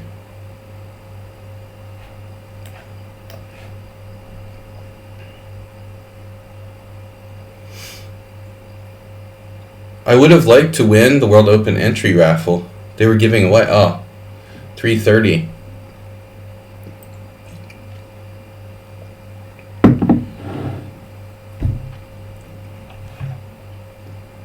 There's also rook d5. Blocking my own bishop. It does seem strange to take my rook off the file, though. Kind of dogmatic to dismiss rook d5. Dogmatic. He has a dogmatic disposition. But I think like this line is rather juicy as well.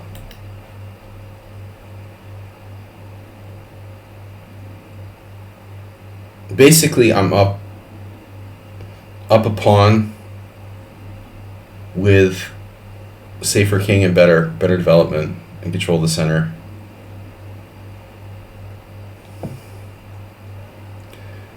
I could have berserked here. I haven't berserked in any games, right? I should start berserking, but I'm slow. We have 1 hour left in the Kraken Arena. It's kind of plenty of time, you know. Please take me, team. Now I understand what the guy was saying. Okay, this account is closed. Should he close his account? What? Please take me, team, and he closed his account. Now that's a new one. See, that's why you want to take those guys. Please take me, team. Account closed.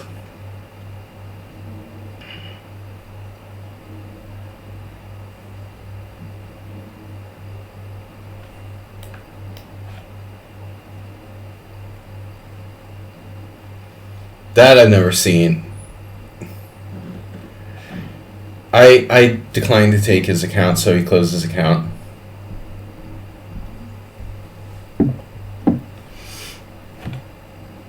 The section, Mr. Coffee, take it down.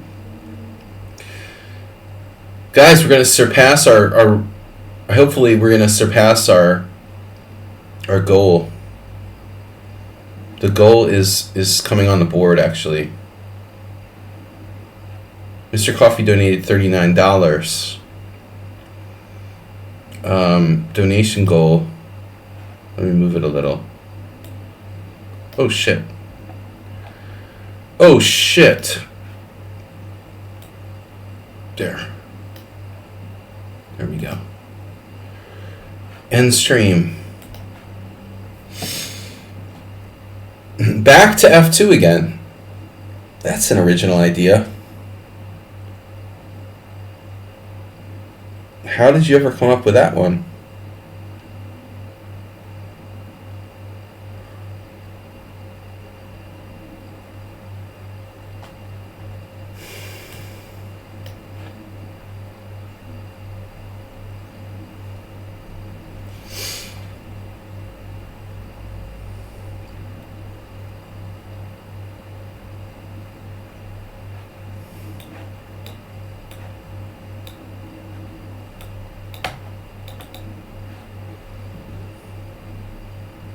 Siege.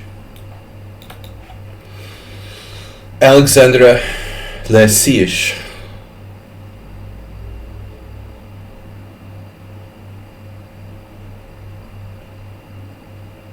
Now it's quite possible. Now it's like definitely possible. In fact, I'd be surprised if I didn't. Uh-oh. Now I got distracted and we have a problem. Bishop F7. Bishop E3 check. Knight C7. Knight C7, Knight E3. You're pissing me off, man.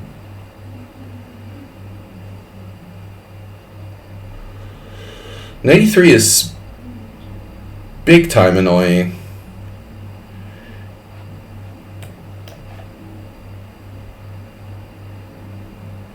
Repeat?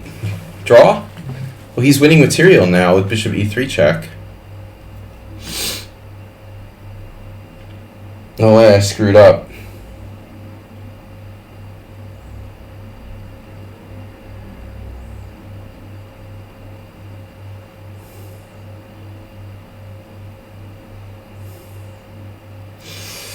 No, I can hold. Fortunately.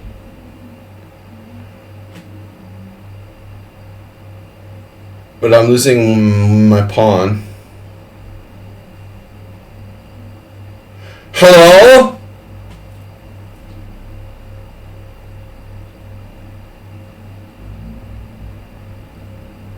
I'm fading. It's that beer. Mr. Coffee, thanks again for the donation. Donation tip. He played Bishop B3 check. Yep.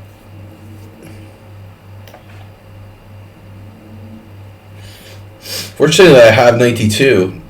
Not dropping material. Or more material than necessary. I'm not up a pawn anymore.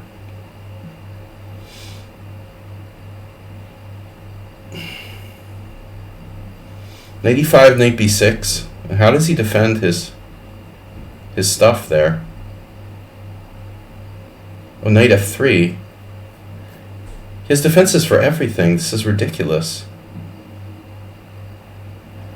How's he defense? He has a defense for everything.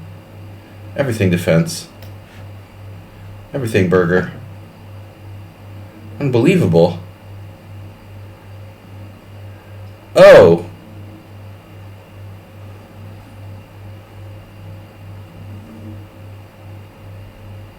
What's that?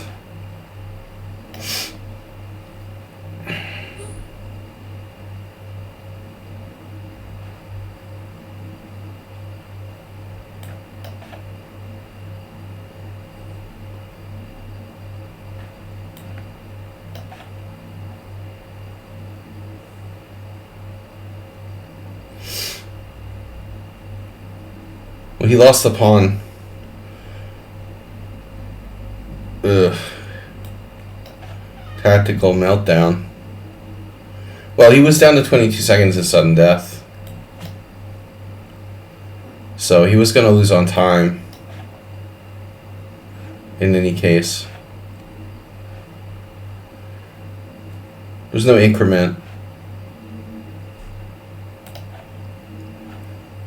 Cheesemate is snuck into first place. Yeah, my games are too long. I have a tendency to play really long games. We have another player trying to join the team here, Vares. Okay? Vares. Oh no, we're back. So Cheesemate snuck into first place. I'm second. I only play for time is third. Heroin is fourth. Uber Driver. Uber Driver's having trouble with this, I think, with the Kraken, man. Oh, what's happening in that end game? Uber Driver's got a rook ending. It's a draw. He's gonna hold a draw. He's struggling with the Kraken, man. He can't get it going on without his like sleazy openings. Heroku 2-0.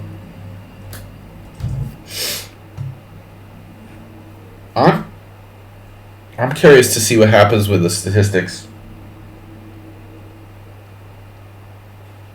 I played B5 earlier. Yeah, but here you have like a wide variety of moves.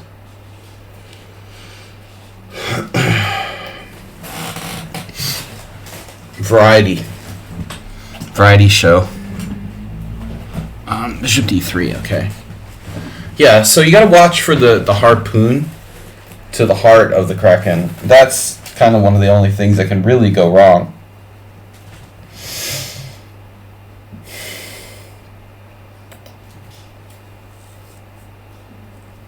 C5 right away. That's an interesting concept. I'm trying to remember if I've played C5 right away or not. C5, E5, C4. That looks familiar. C5, E5, C4. That's not. C5, E5 takes. Now we're going to be close to that other game.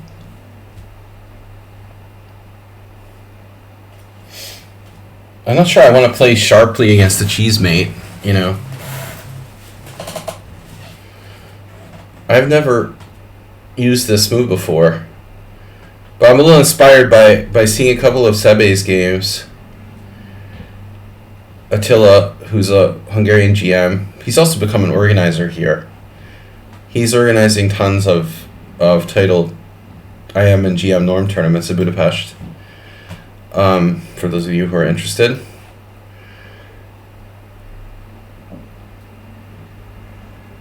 We still have the first Saturday as well. They run them interchangeably with First Saturday and his Berserk Hepso.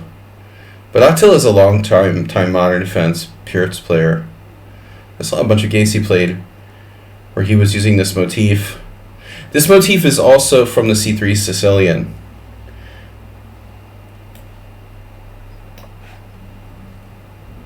Have bishops will travel. I don't need no stinking pawn, man. Pawns are overrated anyway. We don't need no stinking pawns around here. You gringo.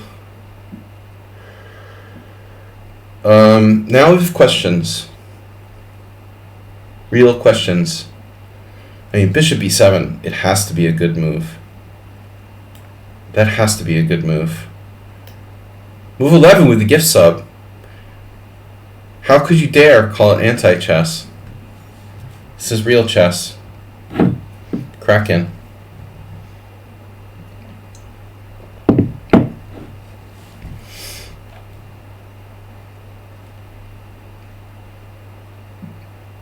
You can't get better bishops for $1.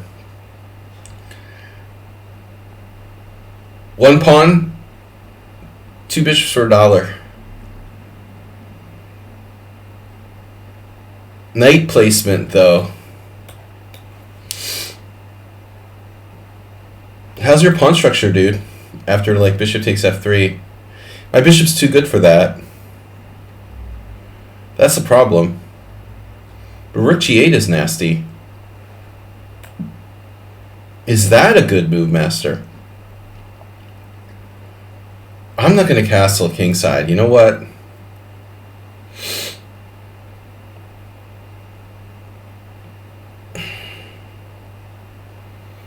Man, I had this wicked game where I played the reverse Kraken, and I showed it on the stream like last week. I just wrecked this guy who had... he let me like checkmate him. The same exact theme, just reverse colors and like a tempo up.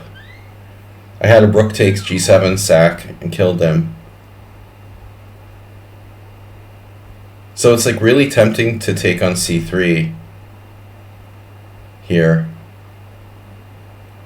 He has an 84 blocker. So ops-colored bishops cashing in for like take, rook takes g2. Cash out. Would you like to cash out, sir? What am I going to do?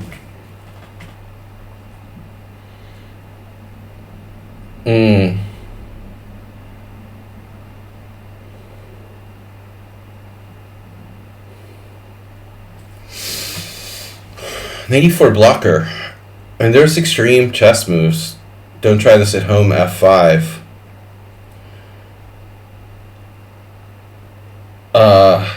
Yeah.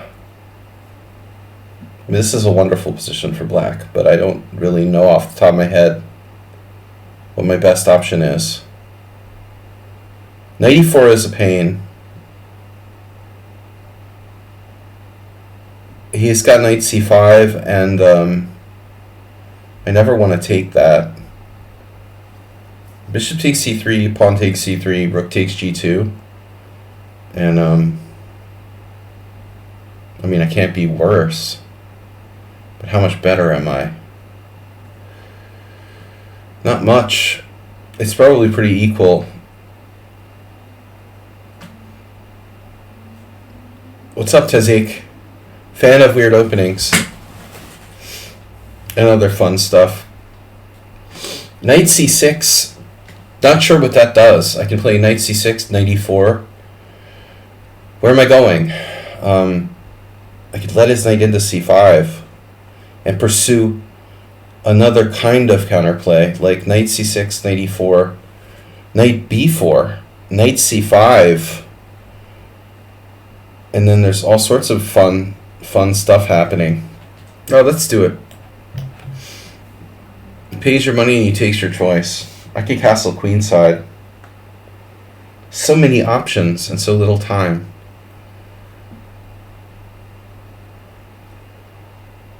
I like the reverse Kraken. I like to play d3 on move 1. If you play like anonymously, you'll get a lot of people like resigning. They hate it when you play 1 d3 because they think you're like an idiot. So they just like resign to save time. I'm like, no, I'm not an idiot. I know what I'm doing, really. Or a3 on move 1. Another way to play the Kraken is accelerated Kraken. And we can also do a French style Kraken with e6.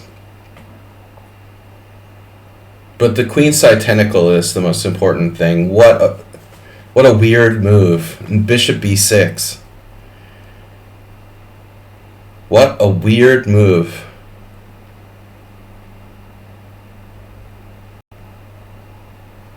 Interesting. So that opens the... What does it do? It like opens the e file? You're threatening knight d5 in some cases. Of course I can play rook c8. It stops castling queenside. But I have bishop h6 check for starters, which looks kind of nasty. Let's do rook c8. Then I can't do check. Okay. Bishop h6 check, king b1. Bishop h6 check, king b1. Rook takes g2. Now where does he put his Where does he put his pieces? Knight d5, no problem. Nah, I'm thinking too much. God damn. Knight b4 is also good.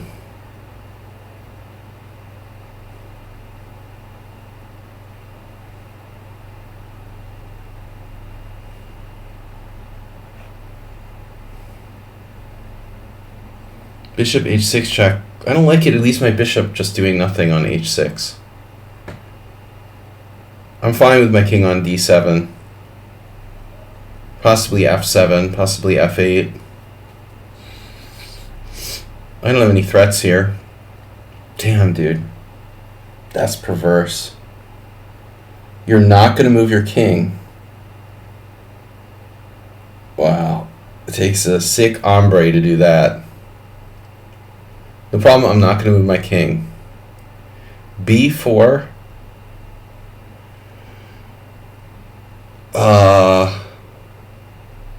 Wow, b4. What's happening here? b4 knight d5. This is so crazy.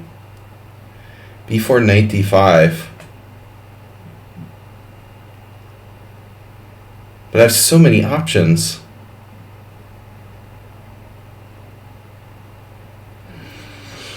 God, I don't know where to start.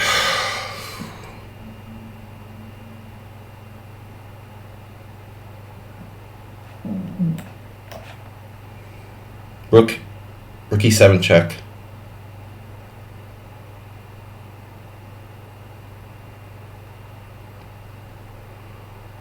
I know I screwed this up. I must have had better. Clap on. Clap off. Clap on. Clap off.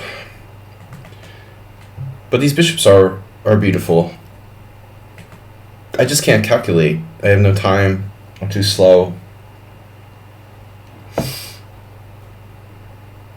I can't believe he didn't play king b1. Now he could play king b2, rather d2. On bishop h6 check, he can walk back to the other side.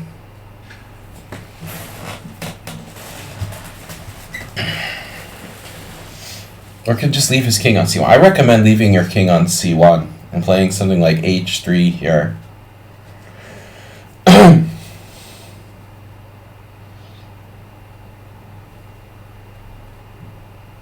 I've played like reasonable moves, but I feel like I missed something better.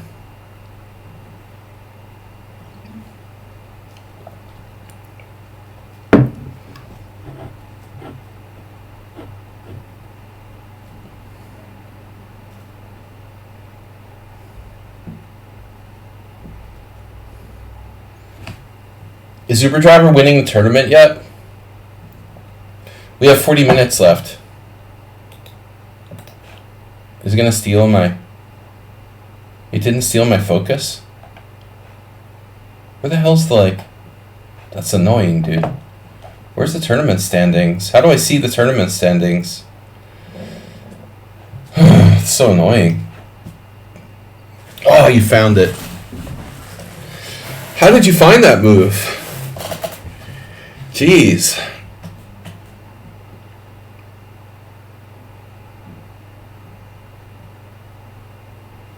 Raise your hand if you would sack the exchange here for no apparent reason. Now I feel like I gotta do this now. Dominating the c3 square. But I'm afraid he's okay. The way I played it is okay, but not great. Not good enough. Basically. I only have compensation for my pawn. I'm not better. Dr. Chipchance, welcome back. Oh, okay, knight e4. He is creative, tactically. Knight e4, knight b6, knight d6 check. I hope you like your rook on. You like your knight on a5. Knight e4, knight b6, knight d6 check, king d7. Knight takes b7. And then something like knight a4. Now this bowling for dollars. Two bishops. Let's just say I didn't play the best. We let him pretty much off the hook. But I mean, Cheesemate deserves credit because he's managed to play like using very little time, and by doing so, he didn't give me time to think on his time. And I do better when I have more time, you know, by limiting my access to his time. You know, he's not giving me time to come up with anything, let's say.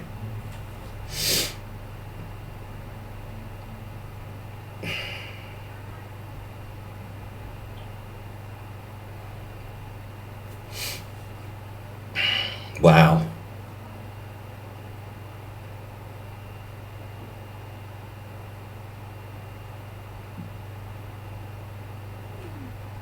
I'm running out of time.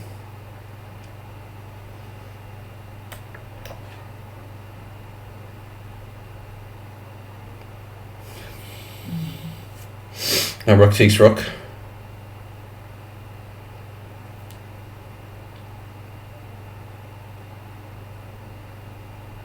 I blew it. I mean, I got nothing.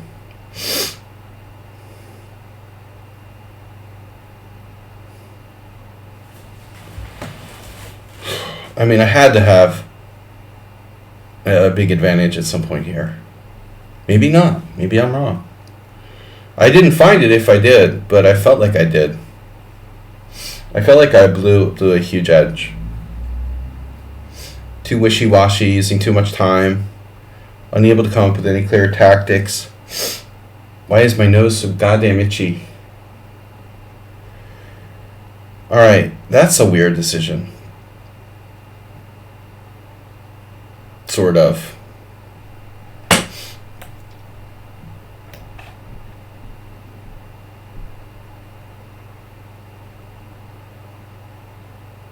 That's what's happening.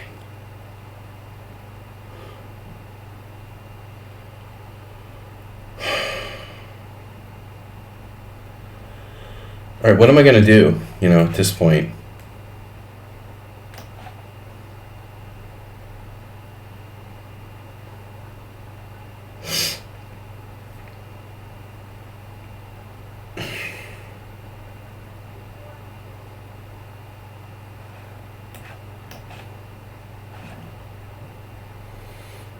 Pretty lame, honestly, what I did with this place.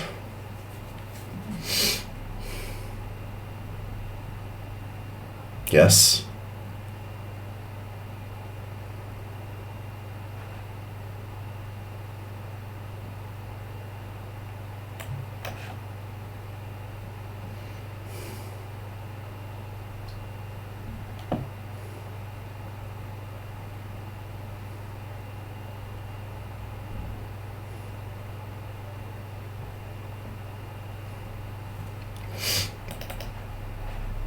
Oh, he played an aggressive move, rook c7.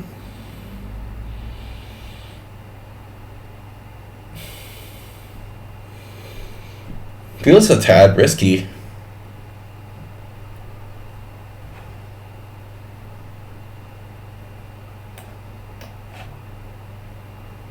Why did I do that? Oh my god. You hung a piece. Slimy time bandits.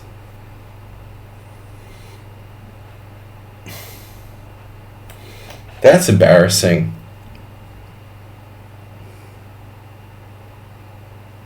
Wow.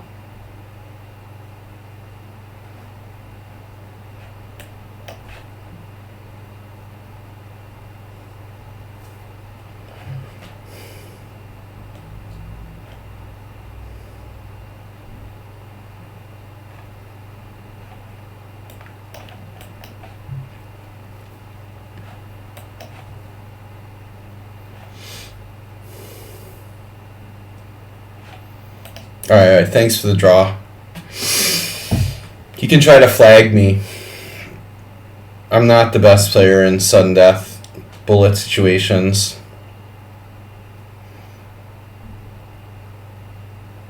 Yeah, it was a pretty good game. I'm better than it looked like. Alright. Not so bad, except for you hanging a piece there at the end.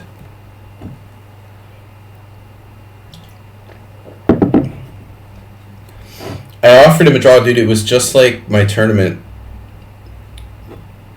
Another one of the worst blogs ever on lichess was the stupid Noel Studer guy who said, like, never take draws. Never offer draws. I mean, the last time I offered a draw, immediately cheesemate hangs a piece. Yeah, rook takes g3, king takes c7. You did it the minute I offered you a draw. And that's exactly what this guy did to me the last time I offered a draw in the tournament game. It was like, I'm offering a draw to a slightly low-rated player who's like an FM in a position with white where I'm a tiny bit better. What did he do? He declined my draw by, like, blundering a pawn. It's unbelievable, man. Okay, here we have the time situation. I just think it's ironic that, you know, you dropped a piece the minute that I offered you a draw.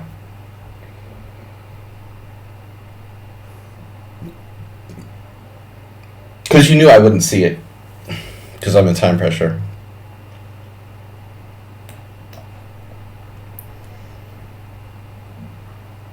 The funny thing was, I saw this concept in the back of my mind.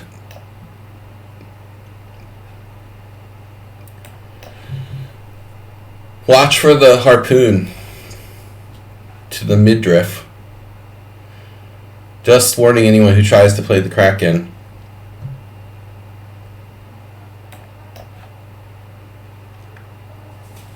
Almost the same game, or is it? No. This is the theme of the day. Early c5. I had some really brutal games.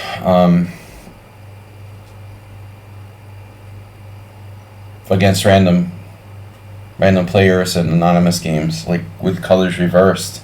This is even better if you're like up a tempo. You get a really good Benoni. Like, most people push to d5 and then you go g6, bishop g7, castles. It's like the best Benoni of all time.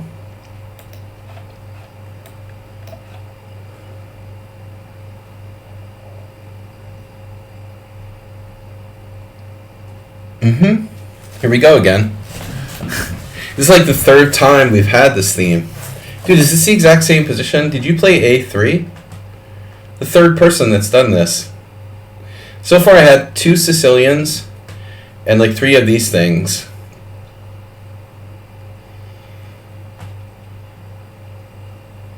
But I don't remember now. Did Cheesemate play a3? You didn't play a3. What did you play? I don't understand. Like, what did Cheesemate play if he didn't play a3? What? I don't understand. He was castled, maybe. No. Yeah, but I mean, like, maybe my bishop wasn't on b7 yet. I played e6 or something. I don't remember. Why is this not the exact same? That's what I'm asking. Why is this not the exact same as the last game? You didn't play a3. What did you do instead? I'm just not understanding. Sacrificing ninjas. It was a queen move? Oh, you queen take d3, not pawn takes. I also speak English.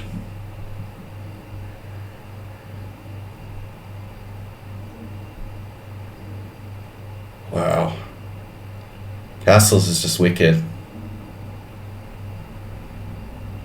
There's got to be something good there. I feel it in my bones. Oh, man.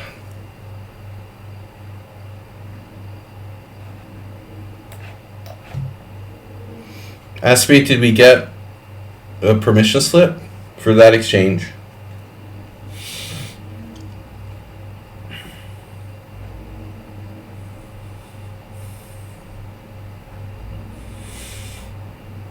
It's the Gingy Indian.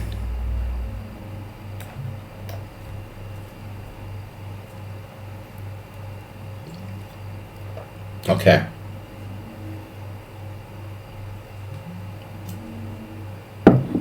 Whatever Cheesemate did was a little bit better. Well, trading the queens is a safer move, obviously. But I still think I had you.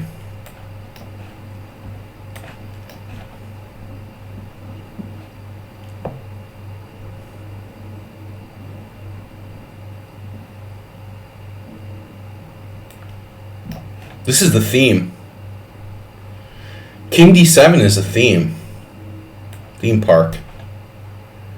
It's a theme park. I would resign here with white. Because this is an arena. I should have berserked. I never remembered to berserk. I'm always slow anyway.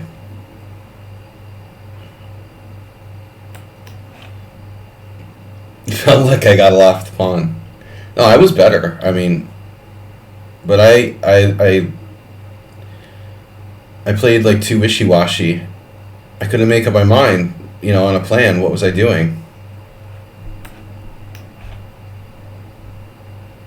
I spent like all kinds of time coming up with nothing, thinking in circles or something. In the first 10 moves of our game, I should have gotten something. And I got nothing. Sacrificial Ninja. Somewhat lost here. He's got a high rating, 2319. That's solid. Alright.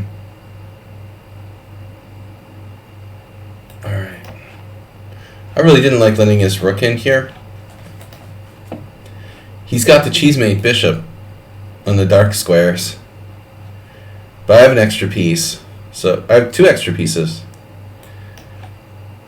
Not 1, but 2. Which is good.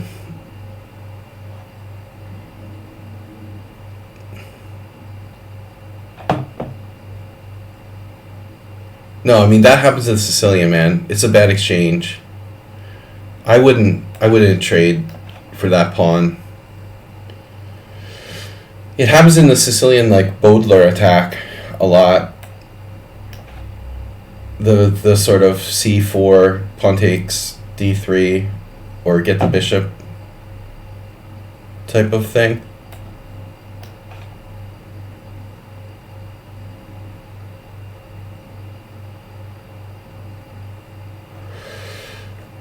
It's like when Asterbait was playing Uber Driver. Hold him. He was called for holding. Yeah, I won't talk about the NFL. That's a problem.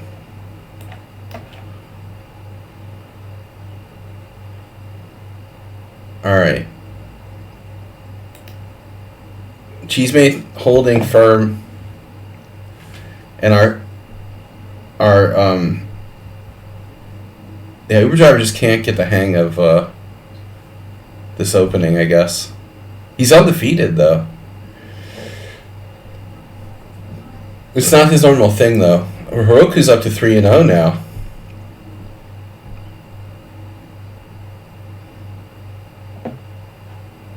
Asterbait, how's it going? Oh, no. Asterbait's got a couple wins. Asterbait beating Mr. Slow. He was facing mate in 1.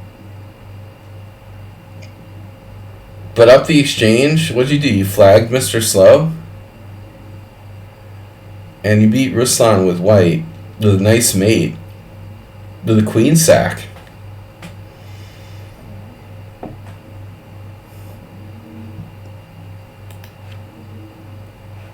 We got 26 players, is that right?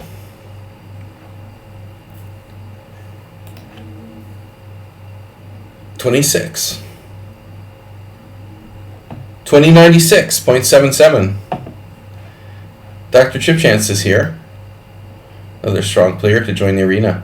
Dr. Chip Chance lost. Whoa, that's a major upset.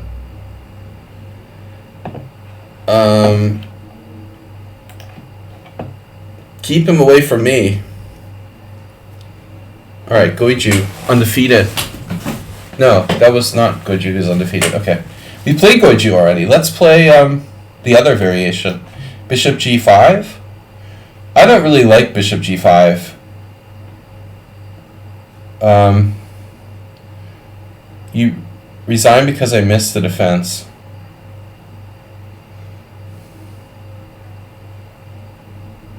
Dude, the Danish IM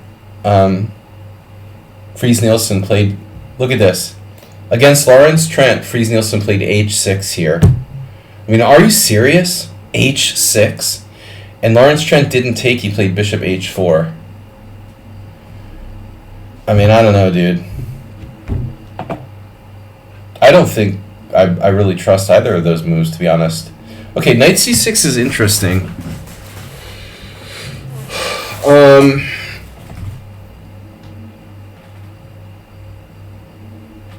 Whatever happened to Lawrence Trent? Is he like hosting a game show or something? He was big on the chess base. Let's see. Bishop G5, Knight C6. D5. I don't really like Bishop G5 personally. And I don't want to trade my dark square bishop. I just can't believe that H6 can possibly be black's best move in this position. And I guess Bishop takes F6, maybe it's not as good as I think. Maybe Lawrence Trent is right to play Bishop H4, actually. But I don't get how H6 makes sense for black there. Because you're not like trapping the bishop with like G5, Knight H5. Why would anyone play that? Now B5. I could play F3, but I don't like it. I don't know, man. Maybe Bishop B2 is wrong here. I should just go for it with F4. Bishop B2 is too hesitant. I don't think this is best. But still, white has a good position. I think Knight C6 is... It's just not good enough. But...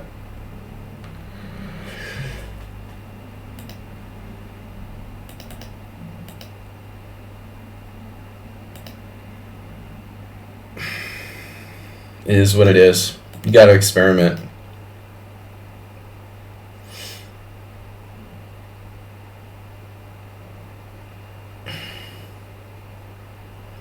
Astromate, are you creating chaos again?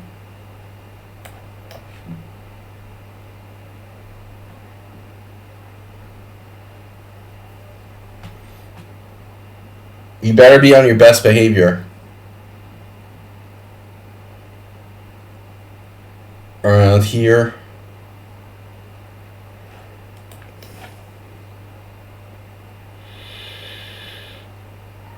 Bishop takes. Not good. So it's close to a Nimzovich.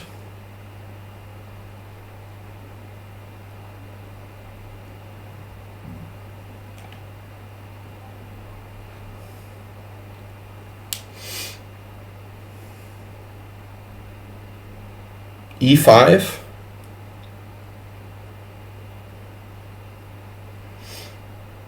Bishop H5. Bishop H5 is a cool move.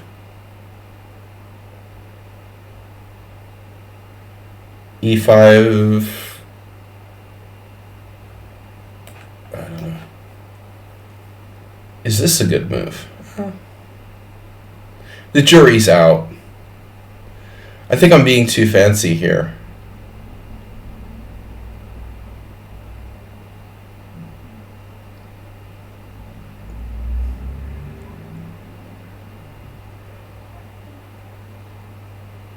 I'm getting carried away and just being too fancy. Man, Cheesemate's gonna win the Kraken Arena. I can't believe I'm not gonna win the arena.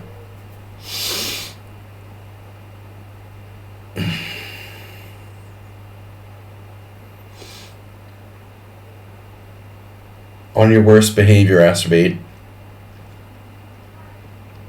E5? No. No need to do E5. Okay. Here we go with like good bishop, bad bishop again. I don't know whose bishop is worse. Like mine's a bad bishop, yours is a bad bishop. They're both bad bishops. They're all bad bishops. All bishops are bad in this position. There's the active bad bishop, inactive bad bishop, inactive bad bishop. None of them are Catholic, fortunately. These are Orthodox bishops.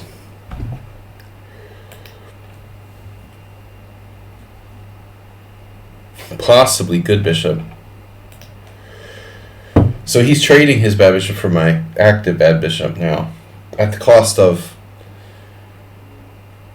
time. Is that important, right? Is time important? Oh yeah, okay.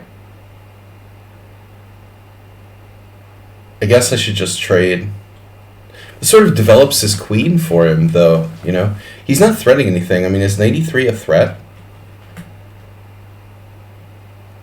But if bishop g5, knight g5, I lose control of some central squares.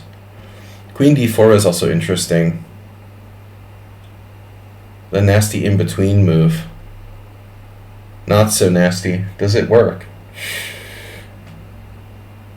Queen d4. No, it's stupid. That's stupid. It's a really stupid move. That's as stupid as you can get. Bishop e7. h3. What's wrong with h3?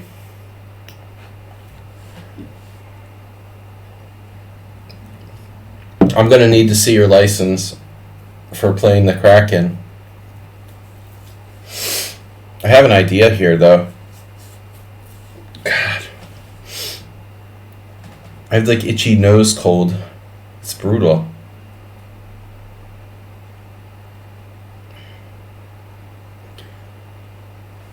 Bouncy Kraken.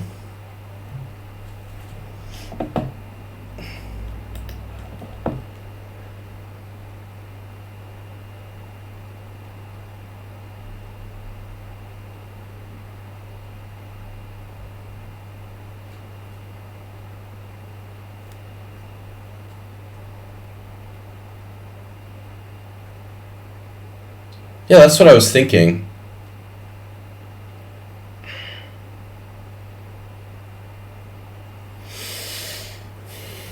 Yeah, with bishop e7, queen e7, knight e5.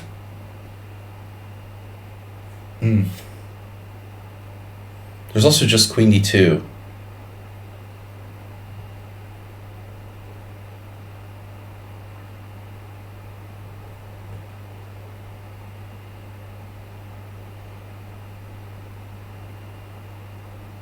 This makes sense to make his bishop good. I'm sorry, make his bishop great again. Bishop e7. It's interesting. He gets the queen maybe to f7, where it has a shot.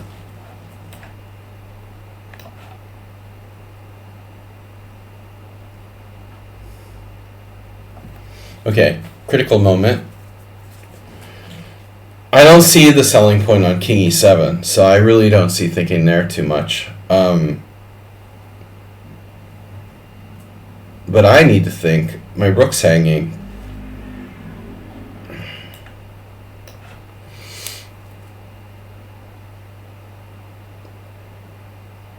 Now where does he go? Queen f7. Queen f7, knight g5.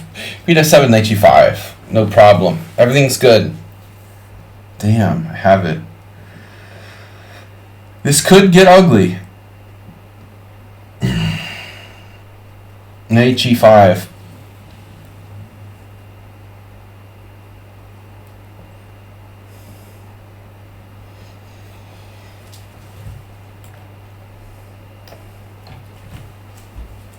Queen g8.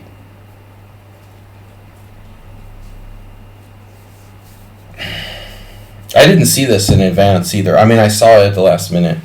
That wasn't the plan, though.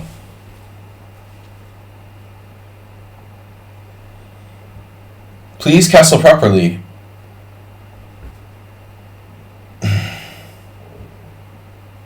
Who's Bill?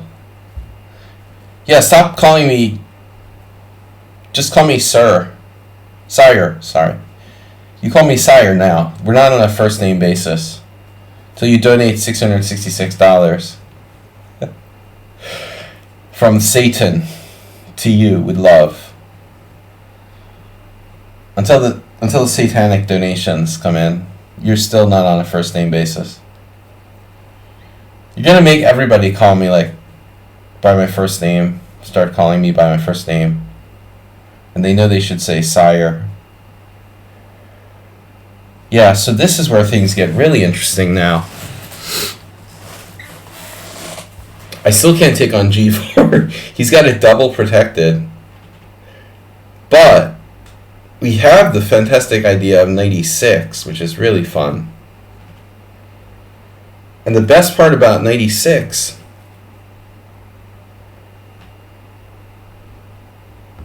well, I'm not going to spoil it for you guys. This is why we come here, right? For the fun positions.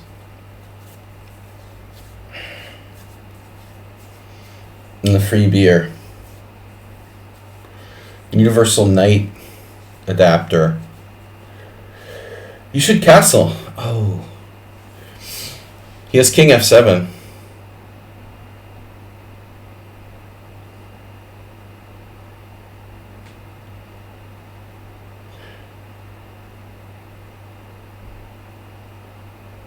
Illegal.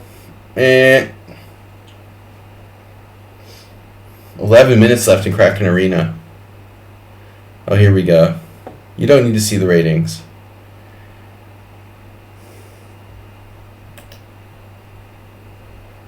Talk to lichess about it, man. I'll tell you what.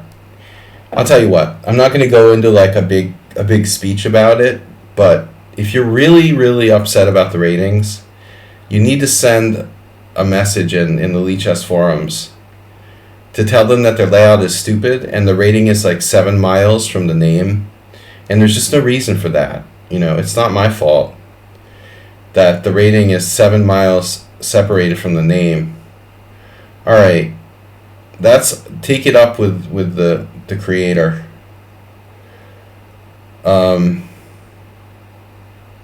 Neat. Queen a4. How does that work again? This is a fun position. Queen g4. Look, ma. Free knight.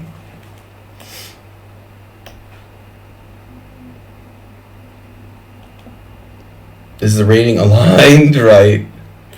No, but they just like whoever made the layout for lichess is like a moron. I mean, why would the ratings be like 8 centimeters over from the name, you know?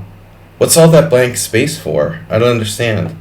Put the rating like near the name so you can associate them with each other. I thought I was just good here, but I'm wondering, you know, did I miscalculate? He has a check? Okay. He has check. I can go to f2, queen c2 check, king g1. It's quite reasonable. We're castling by hand now. And then the king heads. Well, I can also go to g3, as you wish. But that gives black the additional possibility of pawn takes pawn check. So, should go here. And I don't really have any particular threats in this position. Because he's defending g6. He should take the knight, the pawn. So many knights. He should take the pawn on b2 now. But this was fun.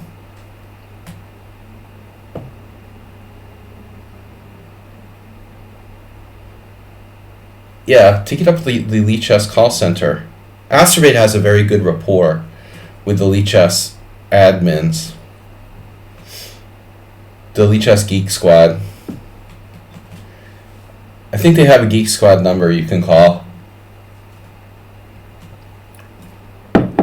Sorry, your layout is stupid. There's no reason for the ratings to be like spread away from the names by 60 miles.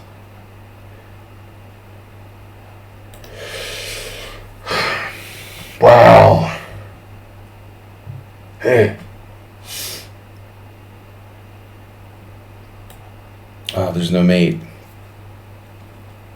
Let there be mate. He's not going anywhere. You're not going anywhere, Batman.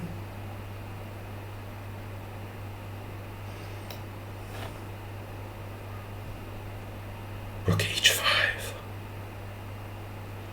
Did I miss a mate yet?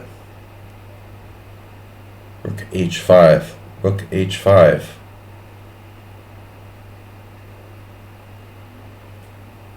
Recommending Rook h5. Queen c5 check, followed by Rook h5. Oh no.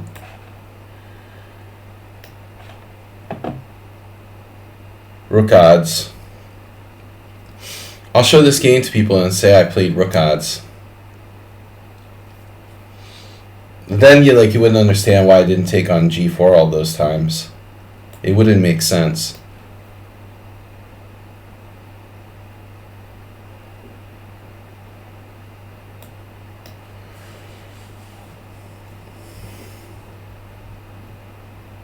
We're getting close.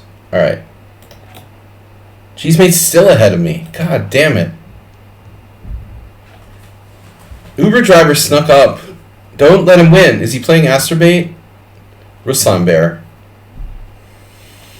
Ruslan, just time him out, man.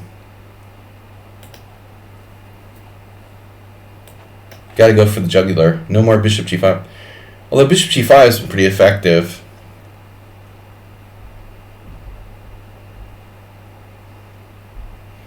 Okay, so Pirate likes to check.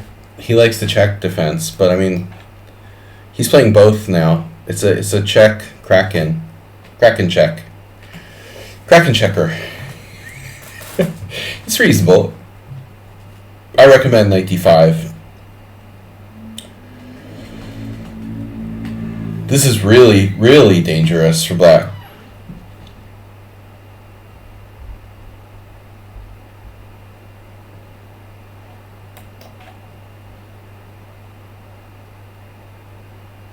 Krakenjacker.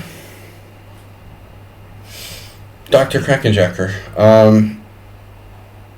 Alright.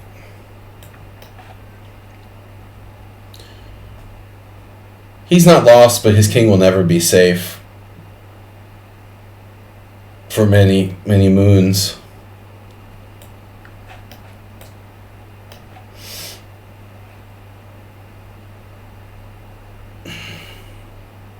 You're seriously playing that? Bishop h5? That's crazy.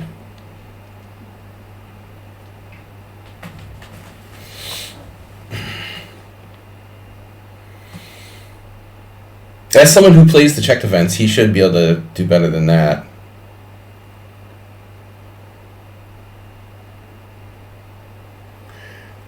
My king is not safe. My king is perfectly safe.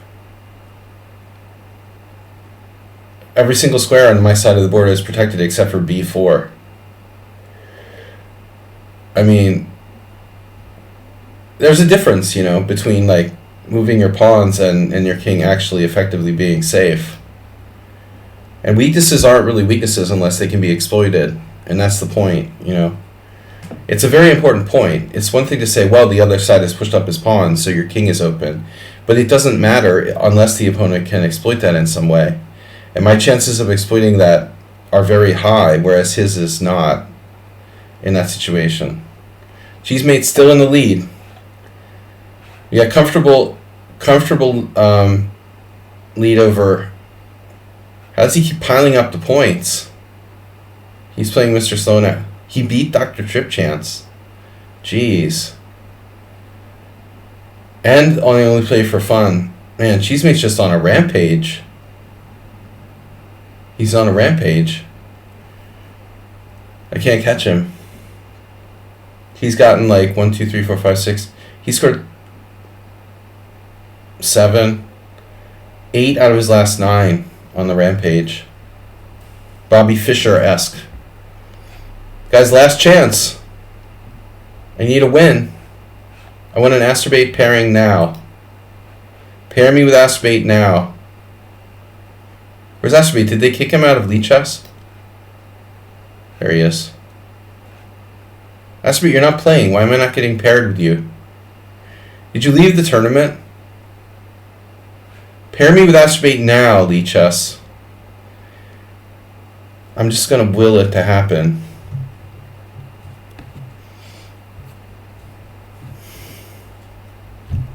Willing it to happen now.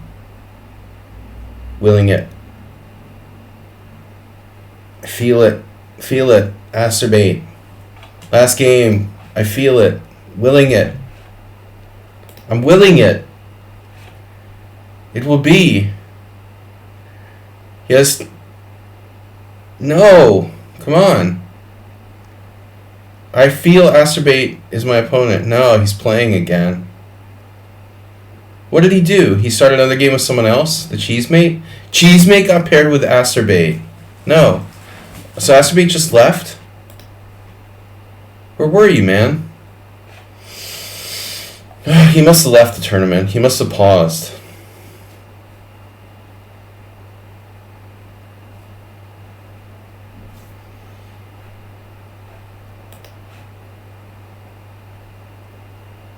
Well, that could be Hypertunist, but that's hypothetical.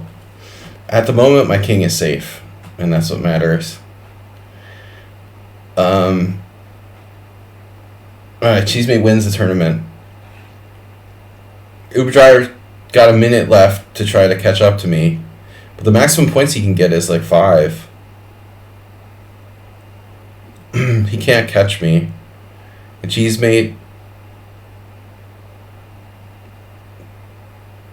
What's happening there? It's going to be fun to go over some of the games from this. Just like a weird perfume smell. What is that?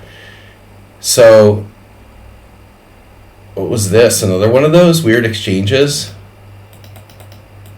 Oh, Mr. Slow could have sacked his queen or something. Yeah, another weird exchanging sequence. But Black's got a good Benoni here. Time is running out.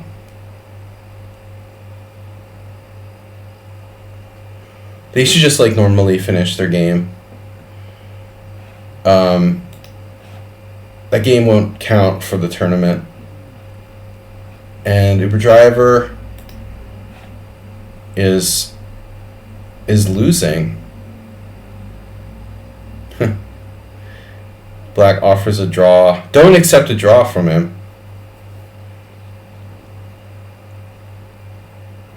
Nice try, Uber Driver. Draw. He offered a draw. He's down a rook and he offered a draw. It's a rational thing to do. It's an arena. It's a point. You know, you might want to help your opponent. He might want to grab another point. True. It's legal. Cheesemate with win rate 69%. Winning the tournament. Performance rating 23-13. 13 games played. Berserk rate 77. I didn't berserk enough, therefore I didn't win it. Not fast enough. Performance higher 24-28. Games played 10. Win rate 80. Berserk rate too low. And Uber Driver also didn't berserk enough. He zero berserk. Cheesemate had the Berserk going on, and that makes a big difference. I just didn't think about Berserking soon enough, and by the time I did, it was a little late. So congratulations to Cheesemate. We made a draw in our individual game. That was an interesting game. So I'm interested in how the statistics played out. Congratulations to Cheesemate and Uber Driver and myself. I only played for fun as 4th. Dinekis 5, Ruslan Bear 6, Rowan 7, Irun, Goiju 8th, Trip Chance came in late with 9th, Sacrificial Ninja 10th, Haruku Pirate, blah blah blah blah blah. All you guys, only played the one game. And Asterbait, where are you? Asterbait, did you play the record number of games? Asterbait with 13 games now. 13 games, Berserk rate 23.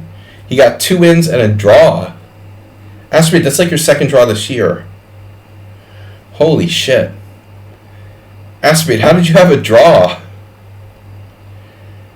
It's your second draw this year. Unbelievable. What? It looks like a panic draw or something. Goju was like on a flag or something. Goju was winning, but he was about to flag. I don't know. Anyway, that was funny. But, so statistics for the tournament. Average rating 19. 19 games played 75. Moves played blah blah blah. White wins 48%. Black wins 41%. Draws 11. So let's see this. 48 white, 41 black. Draws 11%. Let me see the starting position, right? If we go to starting position analysis board, what statistics here? So check this out. Okay, it's only 44 games, so it's a small sample size in the Masters database. But if we go to the lichess database, 49-45 is the breakdown. 49 for white, 45. So this is pretty much in line with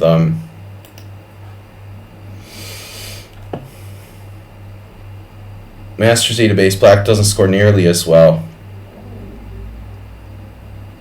Number 1 response for wins, Bishop G5 has the best score.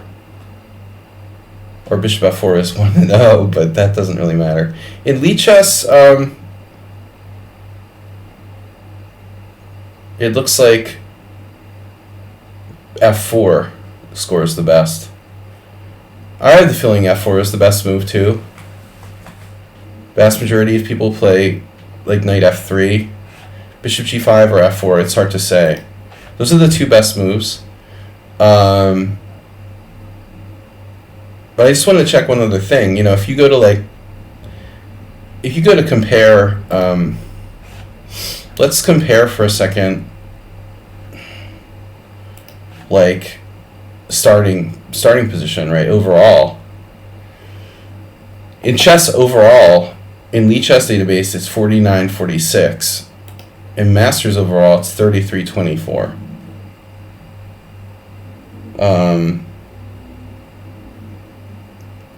In Pierce defense, let's say E4, D6, D4, Knight F6. If we just do regular Pierce defense, 38-25. If you do Knight C3, 38-25. If you do the check defense, for example, 42-28. And if you do A6, the Kraken, 41-25. Close, but the sample size is too small here. In the lichess database, sample size is good, 49-45. We have a small sample size too, obviously. The sample size here is not big enough to be statistically relevant. But, maybe you get somewhat close to the truth. Black wins 41, white wins 48. Very low draw percentage. But again, this was an arena tournament with berserking and stuff. So of course there's going to be a low draw percentage. But nothing out of the ordinary. It looks like the performance for black was in line with was in line with where it should be. So my point with this opening is that it's better than the check defense. I mean, it's at least as good as the check defense, if not better. And although it may not be as good as the Peerage defense, it's probably not as good as the Peerage defense objectively. I think its value is surprise. You know, the value of this opening in terms of surprise compensates. It definitely compensates.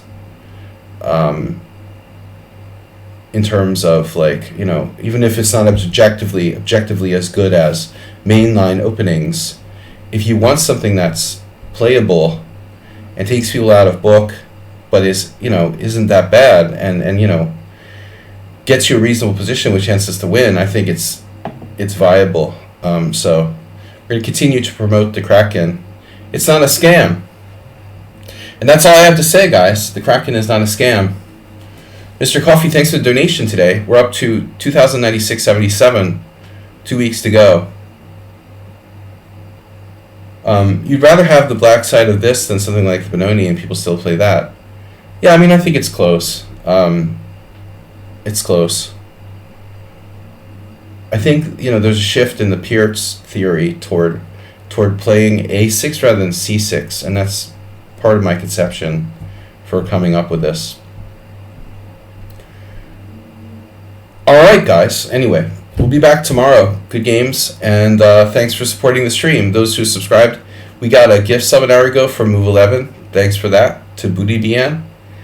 And Cheesemate resubscribed, Mr. Coffee with donation. You enjoyed the Kraken is black more than white. I think it's a great opening to take people out of their prep. I wouldn't play it on a regular basis. You know, you don't want to be predictable with the offbeat openings, but I think it's something that's good for a surprise. Maybe it will show up at the World Senior. Alright, guys, I will see you. See you when I see you. Tomorrow, Wednesday, we'll do Kraken review stream. Tomorrow morning, 11:30 here. Thanks, Mr. Coffee. Thanks, everybody. Congrats to Cheesemate. Thanks for playing. To all of you. It's been a great Kraken. Thanks, guys. Bye-bye.